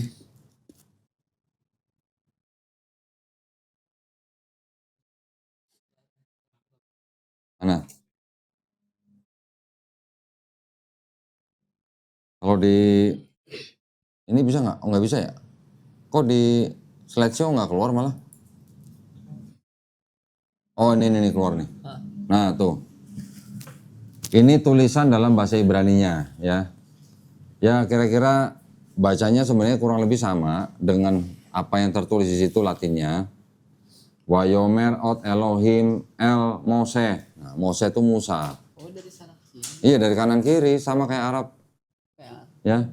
Kotomar el Bene Yisrael. Bene itu keturunan bangsa Israel. Bani lah. Oh Bani ya. Ya. Hasem Elohe Abotekem Elohe Abraham Elohe Yisak Welohe Yakub Selahani Alekem Zeh Semi Leolam Wezeh Zikri, ada Zikri tuh. Ya ada Zikri Ledor Dor. Nah Ledor Dor artinya turun temurun. Ledor. Ya kalian kalau mau belajar bahasa Ibrani boleh, itu nanti bisa menjadi sebuah keuntungan. Benar? Ya. Ini bahasa Ibraninya. Perhatikan. Di situ ada kata Hashem. Kelihatan kan? Sebelah kanan tengah nih. Hashem. Ini yang di transliterasi Latinnya ditulis dengan kata Yod He Vav He. Orang Ibrani tidak boleh menyebut Yod He Vav He, mereka boleh nyebutnya hanya dengan Adonai atau Hashem. Yang diterjemahkan tadi menjadi kata Tuhan dalam huruf besar semua itu kata ini. Oke. Nih yang ada kata Tuhan di sini nih. Ini nggak bisa di itu ya. Hashem. Ini gue lagi buka yang lain nih. Pindah. Coba.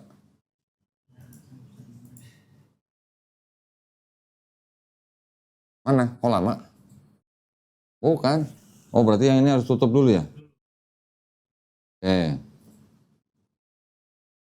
Yang ini sekarang tunjukin. Kita kembali lagi ke bahasa Indonesia. Nah itu ya, ada kata Tuhan pakai huruf besar semua. Itu yang tadi diterjemahkan dari kata Yod He Vav He. Oh. Ya, Yod He Vav He itu adalah yang disebut dengan salah satu nama Tuhan yang dikenal oleh bangsa Israel. Mereka kenal itu apa? El, Eloh, Elohim, El, Eloh, Eloah, Elohim, El Shaddai, Yod-Heh-Vav-He, sama Zebaot. Ada 7. Dari 7 ini, yang nomor 6 tadi Yod-Heh-Vav-He itu dianggap yang paling suci. Ya. Orang Yahudi tidak boleh sebut ini kecuali mereka sebut dengan Adonai atau Hashem. Makanya tadi tulisannya Hashem. Ya. Nah, kata yang Tuhan dalam huruf besar semua ini diterjemahkan dari kata Yod-Heh-Vav-He tadi. Sekarang kita ke sini lagi. Oke. Di sini di dalam buku ini ya, kalimat yang bahasa Ibrani itu diterjemahkan dalam bahasa Arab tuh, seperti ini. Di fullin aja bisa. Ya. Nah, tuh ya, ini bahasa Arab tuh. Yang udah saya kuning-kuningin itu adalah tadi Keluaran 3:15. Sekarang balik ke sini. Balik ke PowerPoint. Itu Arab itu. Udah? Nah, ini ya. Perhatikan tuh. Taurat. Ini Project Sadia Gaon namanya. Jewish Bible in Arabic. Jadi Bible orang Yahudi dalam bahasa Arab. Kan bahasa ini The official Jewish commentary of the Torah into Arabic. Jadi tafsir resmi Yahudi daripada Torah dalam bahasa Arab. An important work of Rabbi Sadia Gaon, the renowned Jewish leader. Sebuah karya yang penting dari Rabbi Sadia Gaon, salah seorang pemimpin Yahudi yang sangat dihormati. In this 1100-year-old book, manuscripts are unveiled. Jadi dalam buku ini yang umurnya sudah 1100 tahun, naskah-naskah tua terungkap gitu. Ya, itu ada apa namanya? Websitenya www.biblejew.com. Ini saya langsung artikan aja nih. Ya. Rabbi Sadia Gaon hidup tahun 882 sampai 942 Masehi ya ini ya. Ini harusnya 88 iya. Ini Masehi ya. Adalah salah satu tokoh paling berpengaruh yang pernah ada dalam sejarah budaya Yahudi. Ia menambahkan wawasan dan keterampilan yang mendalam pada setiap bidang pengetahuan yang ia geluti. Yang utamanya ialah risalah halakik, komentar tentang kitab suci, bahasa, pemikiran keagamaan, dan puisi. Ia mampu menuangkan kebijaksanaannya yang baru dan berwawasan ke dalam suatu subjek sekaligus mempertahankan agama dan pengetahuan Yahudi kuno. Ia mempertahankan kebijakan para sarjana Misnaik dan Talmud sebelum dirinya sambil menemukan keseimbangan yang sesuai dengan zaman di mana ia hidup. Ia melakukan ini dengan menerjemahkan kitab suci ke dalam bahasa Yahudi Arab yang diterima pada zamannya dan menyelaraskan terjemahannya dengan pengetahuan agama dan ilmiah yang diterima pada masanya. Ini sudah saya foto ya, sudah saya foto. Nah, ini adalah yang saya foto nih. Ya, itu udah ditulis ulang dalam komputer, jadi saya bandingkan dengan yang di buku. Ada perbedaan nggak? Coba kalian perhatikan. Coba jadi gedein. Nah. Coba dilihat, ada perbedaan nggak huruf hijaiyahnya? Jangan sampai ada beda nih.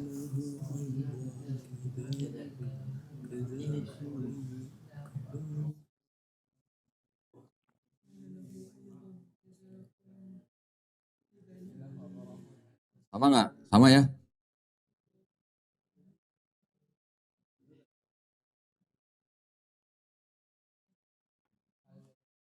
Udah sama? Nah, sekarang kita coba lihat perkatanya. Ya kan? Wakola apa? Lahu Aidon kaza kul libani Israel. Apa di situ? Allah. Yang merah itu Rabbi Sadia Gaon itu menerjemahkan Yod-Heh-Vav-He ke dalam bahasa Arab menjadi kata apa? Allah. Terus baru ilahu abaikum, ilahu Abraham, ilahu Ishak, wa ilahu Yakub. Ya, terjemahnya begitu. Ya, yang kata Allah itu dari kata Yod-Heh-Vav-He itu. Ini orang Yahudi Arab nih. Ya, kalimat berikutnya. Lihat di bawah tuh kan ada itu kan, ada yang saya kotak merah tuh. Apa? Ba'asani ilaikum hadza ismi ilad dahri wa huwa zazikri ila jilin wa ajailin. Terjemahnya bener kan? Bahasa Indonesia sama kan, bener kan? Sama yang tadi kan? Dan berfirman Allah kepada Musa, beginilah katakanlah kepada bangsa Israel, Allah Tuhannya nenek moyangmu. Betul apa enggak? Tuhannya Abraham, Tuhannya Ishak, Tuhannya Yakub. Telah mengutus aku kepadamu. Itulah namaku untuk selamanya dan itulah sebutanku turun temurun. Jadi terbukti bahwa orang Yahudi tahu yang namanya Yod-Heh-Vav-Heh itu sama dengan kata Allah dalam bahasa Arabnya. Ini bukti fisiknya gitu. 193 dolar gue beli supaya punya bukti gitu. Belum ongkir, belum pajak loh. Ini buat bukti, buat berdebat nanti. Ya, jadi kembali lagi tadi ke pertanyaannya. Berarti kalau begitu, orang Yahudi tahu bahwa Yod-Heh-Vav-Heh itu setara dengan Allah. Sekarang orang Kristen yang menerjemahkan kitabnya orang Yahudi, kemudian juga mereka menerjemahkan ke bahasa Indonesia, mereka menyebutkan ulang kata Allah di sini, tapi bukan sebagai nama. Kalau yang tadi itu nama bukan? Nama kan? Yang tadi kan? Nah, tapi di sini bukan sebagai nama. Di sini sebagai apa? Sebutan. Jadi kalau orang Kristen itu, kok gitu? Udah?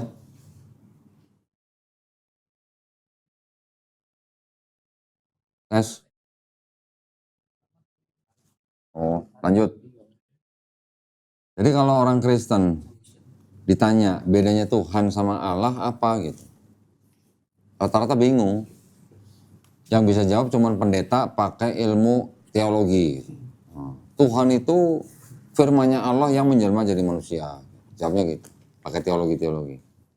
Padahal kalau kita balikin ke Kamus Besar Bahasa Indonesia, Tuhan itu jelas, Tuhan itu adalah sesuatu yang disembah, diyakini, dipuji, dipuja gitu, sebagai Tuhan yang Maha Kuasa, Maha Perkasa dan sebagainya.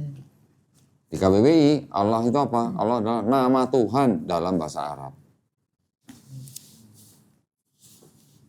Orang Yahudi Arab taunya Yod-Heh-Vav-Heh itu ya Allah.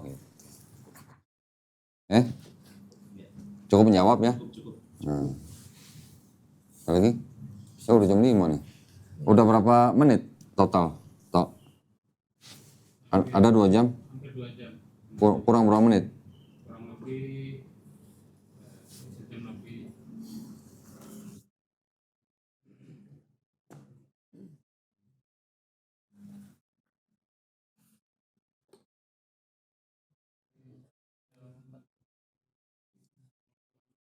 Oh, berarti kurang 10 menit lagi. Ya udah, kita maksimal jam 5.30 dah. Silakan habisin deh dengan pertanyaan lainnya. Oke. Ya deh, sagung dulu deh. Cara des. Yang lain juga nanya dong. Bismillah, ini kok yang apa ya, istilahnya kurang lebih sama lah dengan keresahan yang sama juga. Oh, lagi resah nih. Belum nikah maksudnya? Resahnya belum nikah atau resah kenapa? Enggak, maksudnya enggak lah. Enggak, maksudnya gini. Kita tuh kan kemarin ya juga dapat tugas sama, yaitu ya sama dengan kayak Aksukma tuh. Intinya pertanyaan gini kok. Itu Nabi Muhammad ya sallallahu alaihi wasallam masih apa? Ya umatnya itu masih diwajibkan untuk salawat. Berarti Nabi Muhammad tuh nggak salawat. Nah, itu bantahannya tuh gimana kok? Gampang banget itu mah. Bentar. Nih biar kalian baca sendiri ya. Dicatat, difoto, silakan.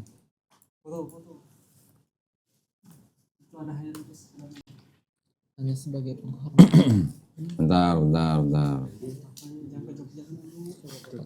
Apakah Anda ketika mengucapkan selamat pagi ke dosen Anda berarti Anda tidak setuju dari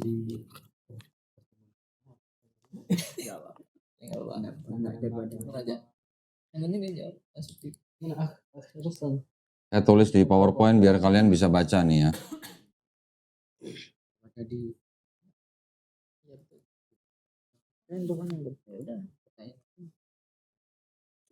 Tolong tunjukin, toh.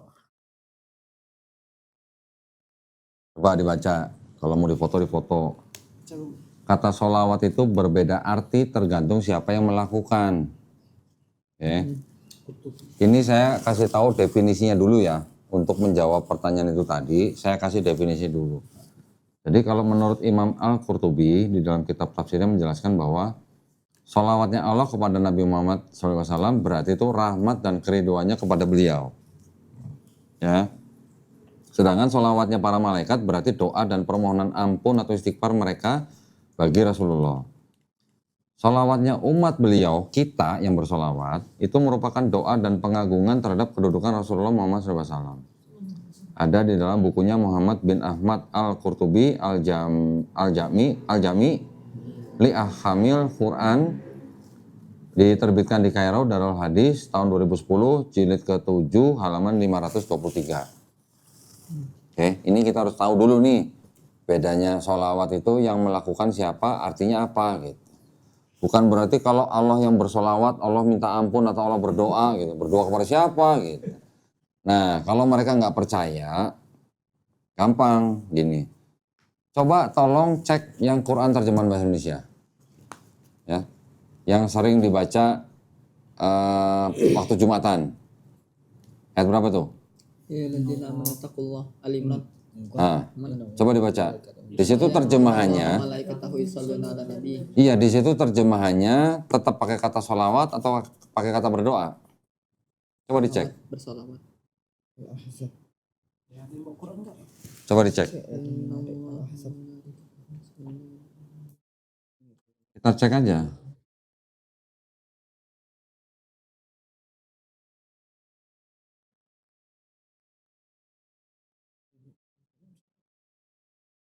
Cek terjemahannya, maksudnya supaya apa? Supaya kita bandingkan. Terjemahan bahasa Indonesianya sholawat? Salawat tetap. Benar yakin? Ya. Al-Ahzab 56. Quran surat apa itu? Al-Ahzab ya? 56. Berapa? 56. Ayat 56 ya. Nih kita tampilkan aja. 3356 kan? 3356.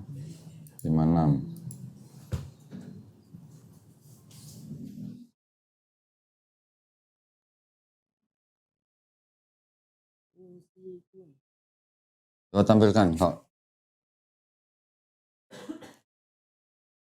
Perhatikan di situ, kelihatan nggak di situ? Kata yusoluna diterjemahkan ke bahasa Indonesia jadi apa?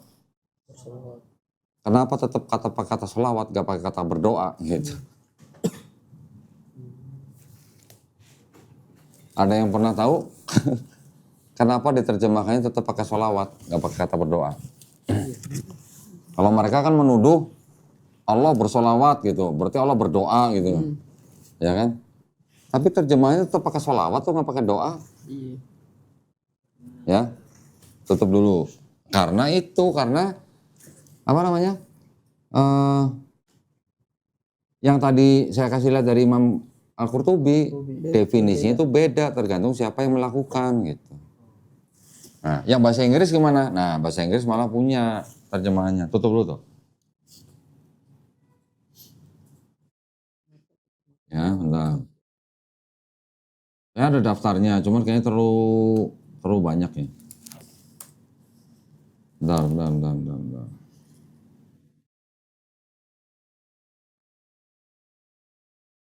Ada seorang orientalis, tahu nggak orientalis? Ya. Orientalis itu sebentar.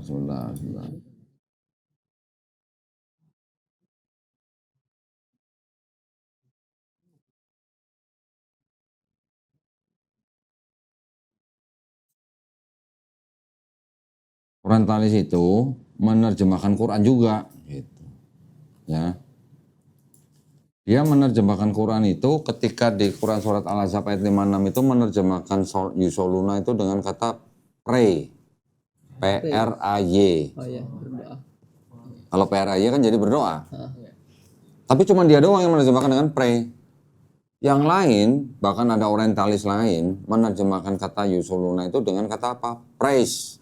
Oh ada. P-R-A-I-S-E. Artinya apa? Bless. Tahu nggak bless apa? Merahmati. Atau praise. Praise itu apa? Praise. Memuji. Nah, saya tunjukin nih sebentar nih.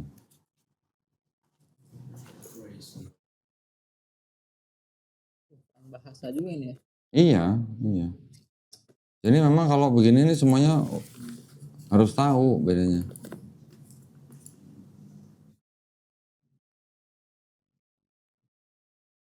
Saya tunjukin ya beberapa contoh penerjemahan ya. Penerjemahan Quran maksudnya.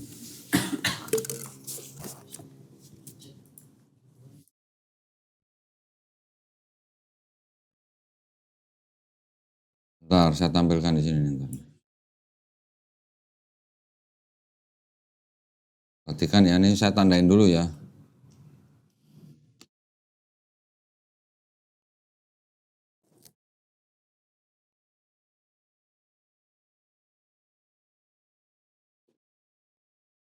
Tunjukin toh. Tuh, terjemahan Dr. Muhsin.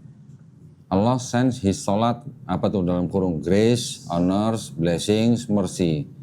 Yang terjemahan Piktol, blessing. Terjemahan Yusuf Ali, blessings. Terjemahan George Sale, blessing, bless. Terjemahan John Mido, bless. Nanti ada terjemahan lagi nih. Arthur potong.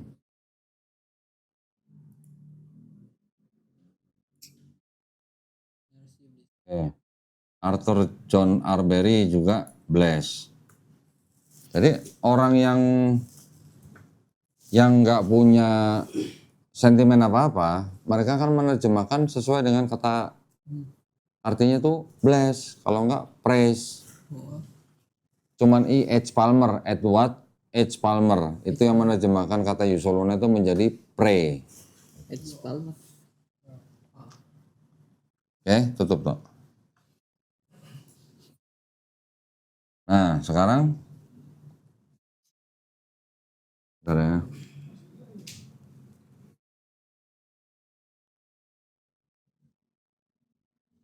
Sekarang kita sudah jawab nih. Bagaimana kita ngembaliin? Ngebalikinnya gimana kalau gitu? Oh ya, sebelum itu sebentar.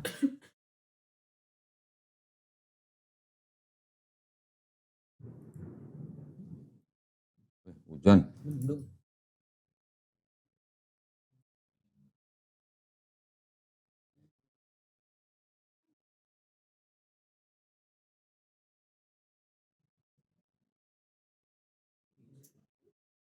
Bentar ya.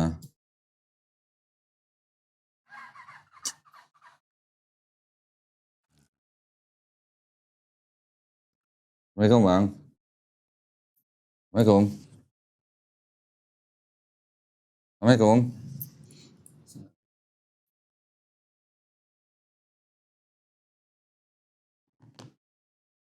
Bentar. Ini contoh, ini juga bisa menjadi jawaban nih.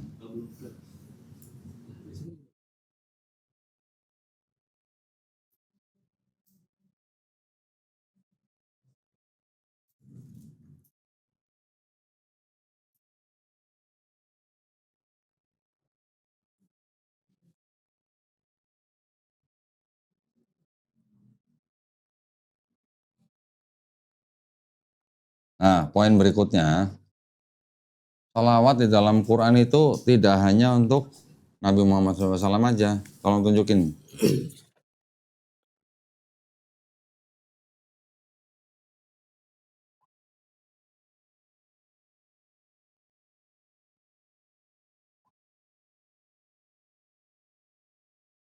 Bisa dibaca tuh, sholawat buat siapa aja tuh.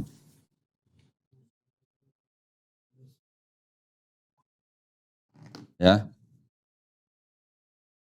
Untuk para Rasulullah juga ada di Quran 37, 180 sampai 183. Untuk Nabi Ibrahim alaihissalam ada sama, tapi di ayat 108 sampai 109. Untuk Nabi Musa alaihissalam, Nabi Harun alaihissalam, surat yang sama, ayat 119, 120. Untuk Nabi Nuh alaihissalam juga sama, ayatnya 78 sampai 79. Buat Nabi Ilyas alaihissalam ada sama juga tuh, ini satu surat nih. Ayat 129 130. Nah, untuk Nabi Yahya alaihissalam Quran surat Maryam ayat 12 sampai 15. Untuk Nabi Isa alaihissalam juga ada ayat 30 sampai 33. Itu juga sholawat. Ya. Oke, tutup dulu. Nanti kita kembalikan Yesus di Bible disolawatin nggak gitu. Nah, Didoain. ini kalian juga harus tahu. Ada. Saya buka ya, Matius 23, 39. Matius 23, 39.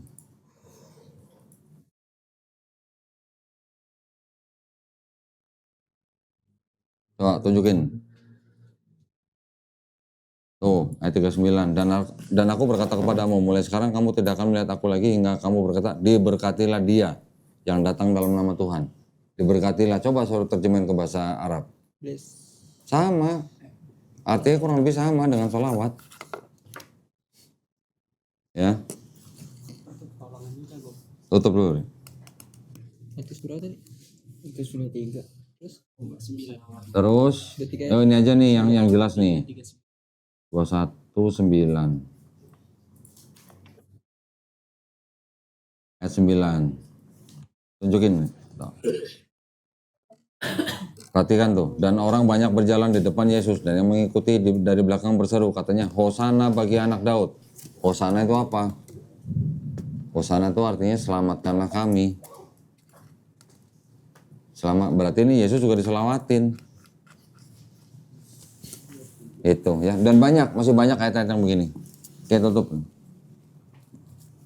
Masih banyak kata-kata Hosana buat Yesus tuh banyak di Perjanjian Baru. Jadi Yesus juga diselawatin, jangan sedih gitu. Jangan sedih. Ya, jangan resah gitu. Ya, cukup menjawab nggak? Ya, jadi kalian harus tahu dulu definisinya sholawat itu apa. Dan tergantung siapa yang melakukan. Menurut tadi Imam Al-Qurtubi. Matius 23:39. Oke, cukup ya. Kita tutup dulu sesi 1, nanti kita lanjut setelah makan malam ya. Oke. Kalau gitu kita tutup dengan doa kafaratul majelis. Subhanallah wa bihamdika asyhadu an la ilaha illa anta astaghfiruka wa atubu ilaik. Akhir kata wabillahi taufiq wal hidayah. Wassalamualaikum warahmatullahi wabarakatuh. Waalaikumsalam.